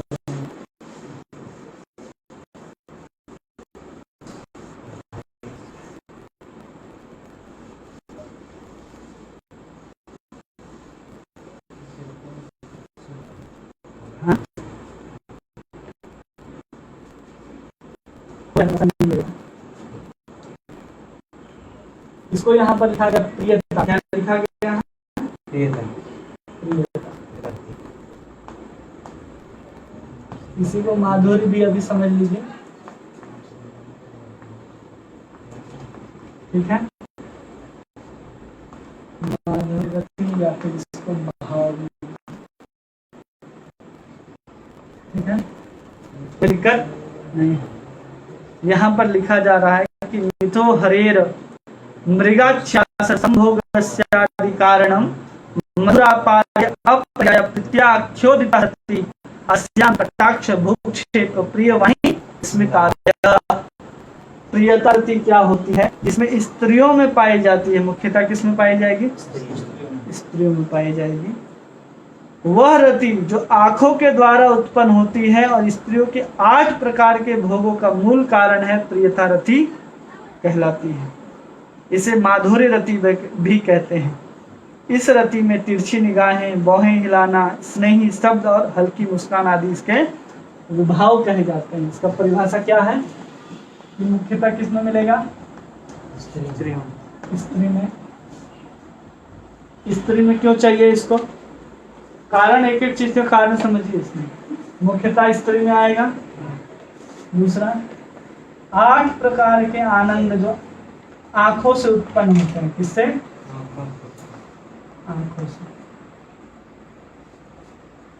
आंख जो है ना, जैसे हम जीभ से कुछ बात बोलते हैं या फिर इशारों से कुछ बात बोलते हैं जिसमें हाथ पैर शरीर सब हिलता है, लेकिन कहते हैं कि आंख के इशारे से जो कुछ बात किया जा सकता है वो एक कोड वर्ड के रूप में होता है और वही समझ सकता है जो उसका प्रेमी होगा। दूसरा अन्य कोई इस बात को समझ डिकोड नहीं कर सकता। कहते हैं आचार्य की राधा रानी की 1 मरोड़ करोड़ बात को प्रस्तुत करती। एक बार भगवान राधा रानी का एक बार आंख ऊपर से उठ करके नीचे गिरा, तो हम लोग गाते हैं ना कि आंख तेरा झुकी नजर और, तो वो सब वहां पर एक ही चीज हो रहा है। यहाँ तो सुबह हो रहा है या फिर शाम हो रहा है, वहां पर सब कुछ हो जा रहा है। केवल 1 मरोड़ से करोड़ बात कह जाती है आंख। तो यहाँ का जब 8 बात वहां से प्रकट होती है, 8 प्रकार के भोग, 8 भोग जो किसके लिए हैं? कृष्ण के लिए हैं। वो जो प्रकट हो किससे? इसी स्त्री से। ठीक है, तो उसको प्रियता रति कहते हैं। यहां तक हम लोग समझे प्रियता रति। अभी क्या समझे हम लोग? प्रियता रति। तो एक जनरल क्वेश्चन है ना माइंड में कि आजकल इसमें जो चल रहा है, मतलब प्रेमी का जो चलता है, अगर इस भाव से अगर उसके अंदर में जो भी नहीं आएगा ना। आज किसी भी स्त्री के साथ हम प्रेम करते हैं तो उसके अंदर 33 व्यभिचारी भाव दिखता है, अष्ट सात्विक भाव दिखता है। अरे वो प्रेम है से भी नहीं है, वो काम है। उस काम में भी देखो उसके अंदर अष्ट सात्विक भाव नहीं दिखते। वो कितना मात्रा में प्रकट होता है। रंग बदल जाता है। कब रंग बदल जाता है? जब पता चलता है कि इंश्योरेंस का पैसा लेकर के किसी और को दे दिया फिर मर गया, तब उसका रंग बदलता है। वो पति कहीं चला गया इसलिए उसका रंग नहीं बदला, उसका गर्लफ्रेंड बॉयफ्रेंड कहीं चला गया चली गई इसलिए उसका रंग नहीं बदला। 33 व्यभिचारी भाव के अंदर उसका विषाद रास निर्वेद ये सब नहीं होता। उसके अंदर क्यों होता है? उसके अंदर स्वार्थ है। उस स्वार्थ के कारण उन सब भावों को प्रकट नहीं कर पाता। लेकिन हम कुछ उदाहरण दिए हैं आपको भौतिक दुनिया से, जो कुछ चीज हम लोग इस संसार में भी देखते हैं तो उससे दिए। लेकिन यहाँ पर आज जो हम संसार में देख रहे हैं वो माधुर्य रति, और इस माधुर्य रति में आसमान और जमीन का अंतर है। जैसे सोना और जैसे लोहा, जैसे जमीन और जैसे आसमान, जैसे दिन और जैसे रात, जैसे जहर और जैसे अमृत, इतना अंतर है इस माधुर्य रति में और जो संसार में हम रति को देख रहे हैं। ठीक है, इसको उस स्तर पर नहीं लेकर के जाना है, इसलिए यहाँ पर फिल्म का गाना नहीं चलेगा। ठीक है, क्योंकि वहाँ रसाभास हो जाएगा। रसाभास करेंगे तो जो पढ़ाया गया इतना मेहनत से वो सब जीरो हो जाए।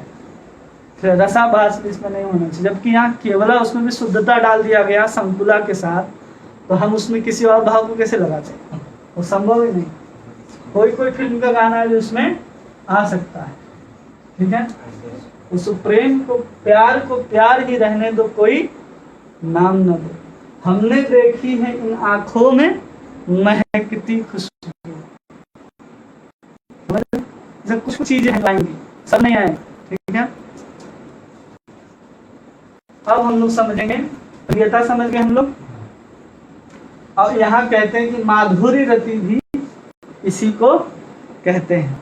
लेकिन माधुर्य रति के बारे में जीव गोस्वामी बताते हैं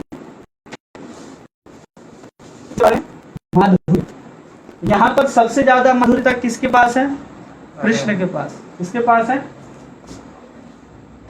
कृष्ण के पास। ठीक है। और कृष्ण के पास जो माधुर्यता है वो चाहिए किसको? कृष्ण क्या है? हमारे विषय है। इसको याद कीजिए वापस से, विषय है। कृष्ण कौन है? हमारे विषय। और भक्त मतलब राधा रानी और अन्य जितने भी हो गए सब क्या हैं? आश्रय हैं। मतलब जो भोगेगा, जिसको भोगा जाएगा, मतलब ये भोग्य हैं और ये भोक्ता है। ठीक है। ये भक्त हैं, ये भगवान है। ये क्या बोलते हैं? प्रेमास्पद। प्रेमास्पद। और ये प्रेमिका। समझना?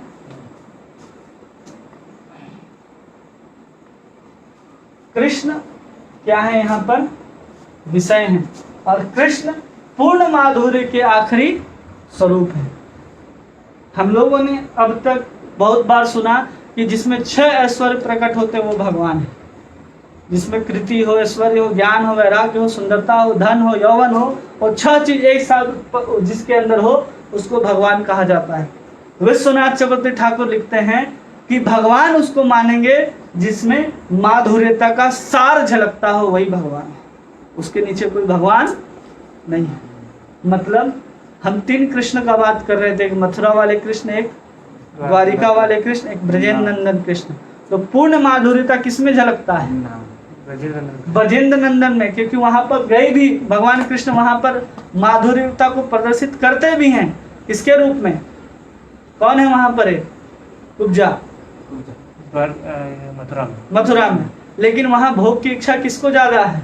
कुब्जा। उसके बाद द्वारिका में भगवान को भी है और उनकी रानियों को भी, दोनों तरफ से है। लेकिन यहाँ पर किसको है? केवल भगवान को है, इनको नहीं। इसलिए सबसे श्रेष्ठ है। तो माधुर्य, उज्ज्वलता, सार उसको कहा जाता है भगवान। तो उसको लेकर के जब प्रकट हो रहा है कि कृष्ण कौन है? माधुर्यता के सार हैं, इससे ऊपर कोई माधुर्य नहीं है। उस माधुर्य को भक्तों के माध्यम से, कौन से भक्त? जो प्रियता है, जो स्त्री हैं, ठीक है, उनके माध्यम से आश्रय में जो आनंद, वो माधुर्य संपूर्ण रूप से निचोड़ लिया जाता है। उस रस को जहाँ पूर्ण रूप से उस माधुर्य को गार लिया जाए उसको माधुर्य रति कहते हैं। दोनों में अंतर समझ में आया? प्रियता और माधुर्य। उसी शब्द को यहाँ लिखा गया, प्रियता ख्यादिता ता। इस शब्द जो ता है ना, उसकी व्याख्या केवल ता। उस ता को इतना लंबा समझाते हो, ठीक है। ता क्या है? भगवान की उस माधुर्यता को संपूर्ण रूप से भक्त, कौन भक्त? जो भगवान को प्रियता प्रीतम के रूप में जानते हैं, वो भगवान को संपूर्ण रूप से जिसका आनंद ले सकते हैं। यहाँ पर लिखा गया ना, भोग कितने प्रकार के भोग? 8 प्रकार के भोग। अब इसको स्पष्ट रूप से समझिए। शांत वाला भगवान के साथ कुछ नहीं कर सकता है, दास भगवान का सेवा कर रहा है, साक्ष्य भगवान के साथ संबंध रखता है, लेकिन कैसा? दोस्त जैसा। वात्सल्य में क्या होगा? वो बड़ा हो गया लेकिन उसकी सेवा करेगा। कैसे सेवा करेगा? अपना बच्चा समझ करके। और माधुर्य में क्या हो रहा है? इस शब्द को समझिए। माधुर्य में जितना आनंद ये लोग ले रहे हैं वो सब को कौन लेगी? अकेले राधा रानी, उनकी सखियां। जितना भी आनंद है, और इसमें कितना आएगा? 1 2 3 4, इसमें 4 ही आया। इसमें कितना है? केवल आंख से 8 प्रकार के भोग है। यहाँ आंख से कितने प्रकार के भोग ले सकते हैं? अपने मालिक को देखेगा तो खुश होगा। क्यों खुश होगा? अनुग्रह चाहिए। सखा को देख करके क्यों खुश होगा? क्योंकि उसके साथ खेलना है। वात्सल्य के साथ क्यों खुश होगा?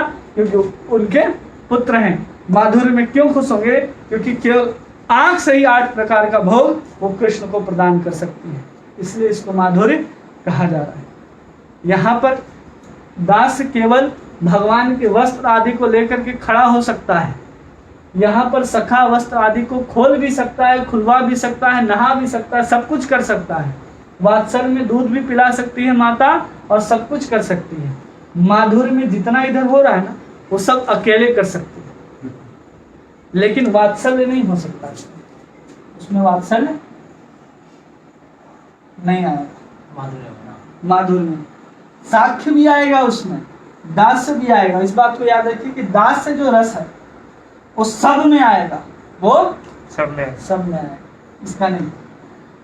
ये जो दास्य है साख्य के अंदर भी है, वात्सल्य के अंदर भी है और माधुर्य के अंदर भी है। क्योंकि माधुर्य के अंदर अगर दास्य नहीं होता तो कृष्ण की सेवा वो लोग ऐसे क्यों करते? गोपी गीत में जब आखिरी श्लोक पढ़ते हैं ना तो उसमें कहते हैं यत्ते सुजात चरणाम बुरुहम स्तनेषु। गोपियां डरती हैं भगवान कृष्ण के उन कोमल चरण को अपने स्तन के ऊपर रखने से, और कहते हैं कि मेरा स्तन इतना कठोर तो नहीं कि भगवान कृष्ण के कोमल चरणों में क्या हो जाए, तकलीफ हो जाए, उनको दुख हो जाए। वो भाव है यहाँ गोपियों का, जिससे वो संपूर्ण माधुर्यता को निकाल सकती हैं। और उसमें सबसे ज्यादा समर्थशाली जो है वो राधा है। अब इस वजह से समझिए कि कृष्ण क्या है, एक समुद्र के समान है जिसमें आनंद पूरा भरा हुआ है। आप आनंद लेंगे कैसे? उस आनंद को तो ले नहीं सकते क्योंकि बहुत विशाल है। आप समुद्र के तट पर खड़ा होंगे तब मिलेगा, लेकिन क्या है, राधा रानी उस समुद्र को ताप के रूप में ग्रहण करती। किस रूप में?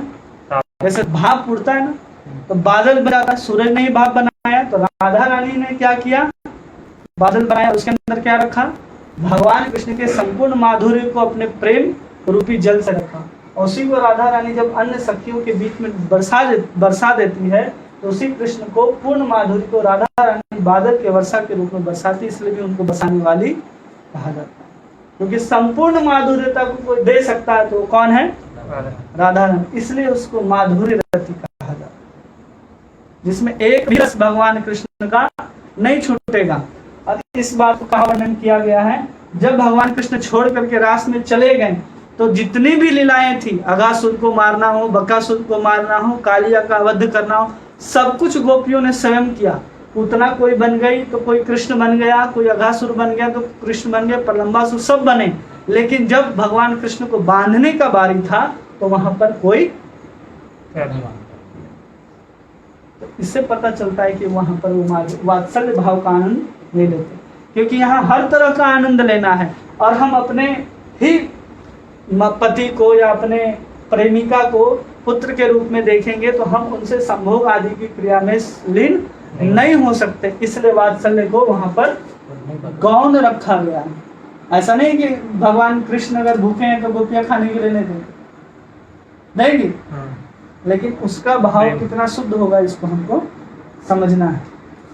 इसलिए इसको क्या कहा जाता है, माधुर्य। अब यहाँ जो शब्द है स्त्री, तो स्त्री कोई भी हो सकता है जिसने अपने जो अभी का जो आइडेंटिटी अहंकार है अगर उसको त्याग दे। हम अभी कौन है, पुरुष है, हमको ऐसा लगता है ना, लेकिन वास्तव में कोई पुरुष नहीं है, कोई स्त्री नहीं है, सब कौन है, शक्ति, सब भगवान की शक्ति है। कौन है हम लोग, भोग्य है। भोक्ता कौन है, भगवान है। 13वां अध्याय पढ़ेंगे आप लोग भगवत गीता में तो पता चलेगा, कोई भी व्यक्ति जिसके अंदर भोगने का टेंडेंसी हो वो सब भोगता, और जिसको भोग रहा है वो सब भोग्य, चाहे वो स्त्री हो या पुरुष हो। तो उसको समझ लेंगे तो सब कुछ भोग्य कब है, जब हम भगवान को क्या करें, अपनी सेवा दे रहे हैं। हर रूप से हम भगवान की सेवा करना चाहते हैं, वो माधुर्य रस की उज्ज्वलता है। इसी को कहते हैं उज्ज्वल रस। प्रियता रति कहिए, माधुर्य रति कहिए, या फिर उज्ज्वल रस कहिए, सब यही है। समझ गए? और सबसे ज्यादा आनंद और रस इसी में वर्धन होता है, इससे ज्यादा रस किसी में नहीं। और इसी को वहां पर उदाहरण के रूप में लिखते हैं गोविंद विलास में कि लंबे समय से राधा और कृष्ण एक दूसरे के दर्शन अभी हो। और उस जो अंकुर है ना भगवान का दर्शन करने का, उसको रूप गोस्वामी कहते हैं कि सबके अंदर वो जन्म ले, वो अंकुर। रूप गोस्वामी ऐसा आशीर्वाद देते हैं। गोविंद विलास इसका उदाहरण दिया गया है। ठीक है, सब कुछ समझ में आया? रूपाल जी आखिरी तात्पर्य में जो लिख रहे हैं उसको समझेंगे और फिर हम लोग कुछ और चीजें उसके बाद समझ लेंगे, फिर विराम। ठीक है, रूपाल जी आखिरी माधुर्य प्रेम की आखिरी में लिख रहे हैं, मुख्य मधुरा रति में हास्य आश्चर्य, उत्साह, विषाद, क्रोध, भय रहता है, लेकिन उसमें जुगुप्सा नहीं होता। दूसरा पहले शब्द आया है 35 है ना, उसमें जुगुप्सा भी है। इसमें कह रहे हैं कि हास्य, आश्चर्य है, उत्साह है, विषाद है, क्रोध है, भय भी है, लेकिन उसमें जुगुप्सा नहीं है। और इन अभिव्यक्तियों का आनंद का महासागर कहा जाता है। जब ये 7 प्रकार के प्रेम भाव, सात्विक भाव में देखो, भाव प्रकट होते हैं तो वो स्थायी दशा को प्राप्त होते हैं, जो मधुरा रति का और विस्तार करते जाते हैं, और विस्तार करते जाते हैं। मतलब जैसे 3 रंग होता है ना संसार में मुख्य रूप से, जिसको मिला करके हम नए नए रंगों का, अनंत रंगों का निर्माण कर सकते हैं। वैसे ही इस रति में इतने सारे भाव मिलते हैं, उधर 35 और 8 उधर, सब मिलकर के करोड़ रसों का आस्वादन करते हैं। और जो जैसा भाव का स्वभाव का व्यक्ति होगा उस रस का आस्वादन करेगा। और इस माधुर्य रति में हम सीधा बात किए राधा रानी का। राधा रानी यहाँ परकिया भाव में स्थित है, इसलिए इसको माधुर्य कहा जा रहा है। ठीक है, केवल प्रियता कहेंगे कब? जब उसको हम लोग परकिया न कहकर स्वकिया कहेंगे तो भी उसको प्रियता कहेंगे।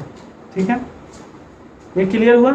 प्रभुपाद जी यहाँ क्या लिख रहे हैं? जुगुप्सा छोड़ करके अन्य जितने भी अभिव्यक्तियां हैं उन सबको इस रति के साथ महासागर का आनंद लिया जाता है। इस सेक्शन के बाद जो तीसरा और चौथा सेक्शन है ना, मतलब दक्षिण विभाग हम लोग पढ़ रहे हैं। दक्षिण विभाग के बाद आएगा पश्चिम विभाग और उत्तर विभाग। उसमें केवल भक्ति रस अमृत सिंधु का ही केवल क्या बचेगा वहां? सिंधु। क्या बचा उधर? सिंधु। अभी तो हम आपको बता दिए ना कि ये रस होता है। अब इन 5 रस का वहाँ डिटेल में वर्णन है, और उन 9 गौण रसों का भी डिटेल में वर्णन है। इस 9 गौण रस को हम लोग कल पढ़ने का प्रयास करेंगे। अभी हम लोग एक और जो है उसको समझ लेते हैं, जिसको रूप गोस्वामी ने लिखा है। मिटा दे इसको। कोई प्रश्न आया है ऑनलाइन में? कोई नहीं। समझ में आ रहा है?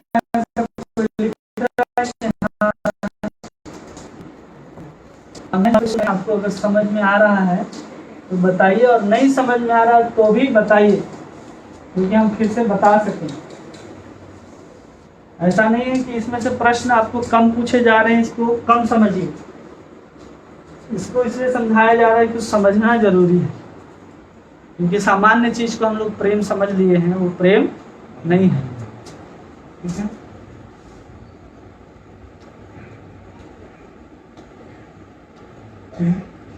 अब ये जो आनंद है वो पैदा कैसे होता है, कौन अनुभव करता है? तो पहले भी बताएं, जो पिछले जन्म से इस आनंद का आस्वादन किया हो।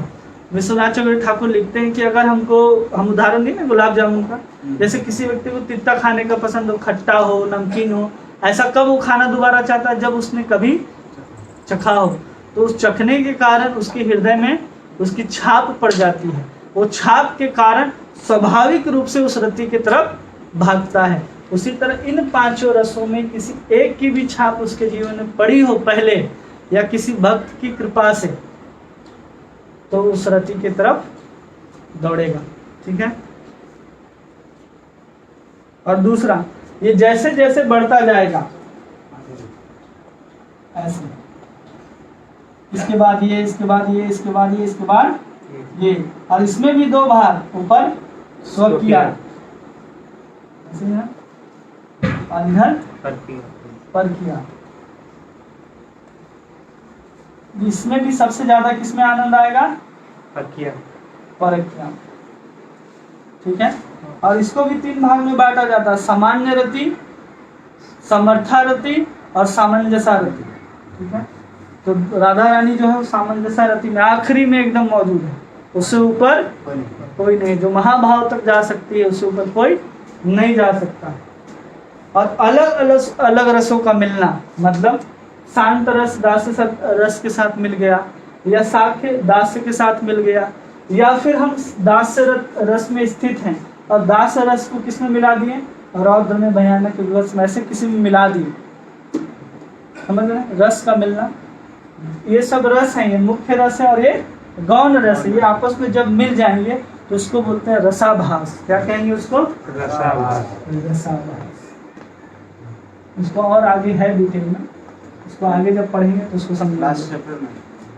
नहीं, अलग अलग रसों का मिलना रसाभास कहलाता है। रस, ये गौण रस हो चाहे मुख्य रस हो, वीर रस विवत्स रस के साथ मिल जाएगा, हर्ष करुण भयानक ये सब एक साथ मिल जाएगा तो रस क्या हो जाएगा, रसाभास। ये कमजोर नहीं है, पहले सब था जिसमें वो डुप्लीकेट माल हो जा रहा था, लेकिन यहाँ कोई डुप्लीकेट होने वाला नहीं है, सब क्या हो रहा है, बढ़ेगा। लेकिन उसको कहा क्या जाएगा, रसाभास। और कभी कभी हम लोग क्या करते हैं ना कि हम दास से तो नहीं हैं, लेकिन दास से होने का दिखावा करने लग जाते हैं कि हम भगवान के बहुत बड़े भक्त हैं, या हम माधुर्य में नहीं है फिर भी हम भगवान को प्रिया प्रियतम सब करने लग जाते हैं। तो हमको क्या समझना चाहिए, हम रसाभास में दोनों चीज समझना। एक तो वो रस, मतलब आप भौतिक दुनिया में जी रहे हैं, आपकी हृदय की कोई शुद्धि नहीं हुई है, लेकिन फिर भी आप इस रस को ढोंग कर रहे हैं। आपको शुद्ध भक्ति करने का ढोंग करना है, शुद्ध भक्त का वस्त्र पहन करके ढोंग करना है, लेकिन आप कभी राधा रानी हो जाएंगे ये आपको गलती से भी नहीं सोचना, ये सहजिया हो जाएंगे। इसलिए आप रसाभास हैं, अगर अलग अलग रसों का एक साथ अगर मिल जा रहा है तो इसको रसाभास कहते हैं। और इसका आस्वादन वही कर सकता है जिसने पहले किया हो या भक्तों की कृपा हो। कृपा भक्तों की हो तो उस रस का स्वादन किया जा सकता है। कौन रस का, दास साख्य वात्सल और माधुर्य। शांत का तो अपने से आत्म साक्षात्कार नहीं होगा तब तक वो शांत रस में स्थित नहीं हो सकता, लेकिन वो शांत में स्थित ना भी हुआ हो उसको आप सीधा किसी भी रस में स्थित कर सकते हैं। जैसे रेस्टोरेंट में जाते हैं तो हम ऑर्डर करते हैं तो सीधा थोड़ी बोलते हैं कि जो पहला चीज लिखा है इसी को लाओ, हम वो चीज ऑर्डर करते हैं जिसको हम पहले खाए, चाहे कहीं भी हो तो हम उसी में स्थित होंगे, उसी की तरफ हमारा आकर्षण होगा जिसका आस्वादन हमने पहले किया है। पहले किया है, पहले किया है, हम बहुत बार बोले। अब इस पहले किया को समझिए, पहले आस्वादन किया है। रूपाल जी भगवत गीता के तात्पर्य, भगवत गीता की भूमिका में लिखते हैं, हर जीवात्मा का भगवान कृष्ण के साथ एक नित्य संबंध है। अब वो नित्य संबंध है मतलब आपने पहले से किसी एक रस का आस्वादन किया है, या स्वाभाविक रूप से आपके अंदर है, किया है या नहीं किया है। उस स्वाभाविक रति का जब आपके अंदर जन्म होने लगेगा साधना करने के बाद भाव भक्ति के स्तर पर, तब आप किसी एक रस में क्या करेंगे, अपने आप को स्थिर कर लेंगे। और जब एक भाव में स्थिर हो जाएगा तो वही भाव प्रेम कहलाता है। और उसी भाव के अंदर हम बताएं कि वो भाव क्या हो गया, हम स्थिर कर लिए किस रूप में, दास साख्य वात्सल्य और माधुर्य के रूप में। अब ये आगे आनंद कब और बढ़ता जाएगा कि हम दास से हैं, भगवान के दास से हैं, लेकिन हम प्रेम से ऊपर मान स्नेह तक जाएंगे तो इसका आस्वादन वहां तक कर सकते हैं। ये साख्य है तो मान तक जाएगा, और वात्सल्य है स्नेह मान राग तक जाएगा, अनुराग तक जाएगा, लेकिन माधुर्य में है तो महाभाव तक की स्थिति को आपको मान भाव वहां पर क्या बढ़ रहा है, प्रेम। और भाव में स्थित होना, वो भाव में आकर के आप पहले ही इस भाव में स्थित हो चुके हैं। अब इसी भाव इसमें स्थित होने के बाद वो प्रेम धीरे धीरे बढ़ता जाएगा। जैसे उदाहरण देते हैं ना कि नंद बाबा बोलते हैं कि सब कुछ प्राप्त हो गया, मेरे चारागाह में साक्षात लक्ष्मी विचरण करती है और ऐसा दिव्य पुत्र मुझे प्राप्त हुआ है। वो क्या हुआ, भगवान का तो पहले से वात्सल्य भाव है नंद बाबा का, लेकिन उनको पता चलता है कि तो गोवर्धन में उठा लेते हैं, सब इनको भगवान भगवान बोल रहे हैं, लेकिन है कौन, ये मेरा पुत्र है। तो कहाँ तक पहुंच गया, उनका स्नेह मान अनुराग तक पहुंच गया। कौन पहुंचा, प्रेम पहुंचा। समझ गए बात को, दोनों अलग अलग कैसे हैं, ठीक है। तो ये हमारा 32वां अध्याय समाप्त हुआ। कल हम लोग 33वां अध्याय को पढ़ने का कोशिश करेंगे। 33 और 34 भी अगर दोनों हो जाता है तो बहुत अच्छा है, आप लोगों को पढ़ने के लिए बहुत समय मिलेगा आपकी परीक्षा के लिए। और हमने कई बार बोला है कि किसी को अगर प्रश्न पूछना है तो टेक्स्ट मैसेज लिखते हैं तो उसमें पता ही नहीं चलता प्रश्न क्या है। आप वॉइस रिकॉर्ड करके भेज सकते हैं कि मेरा प्रश्न ये है, क्योंकि लिखते हैं तो पता ही नहीं चलता कि आप लिख क्या रहे हैं, प्रश्न आपका क्या है। हम नंबर भी दिए थे सबको 74 88 10 41 38। इसमें व्हाट्सएप करना है वॉइस मैसेज के रूप में, लिख करके नहीं, ठीक है।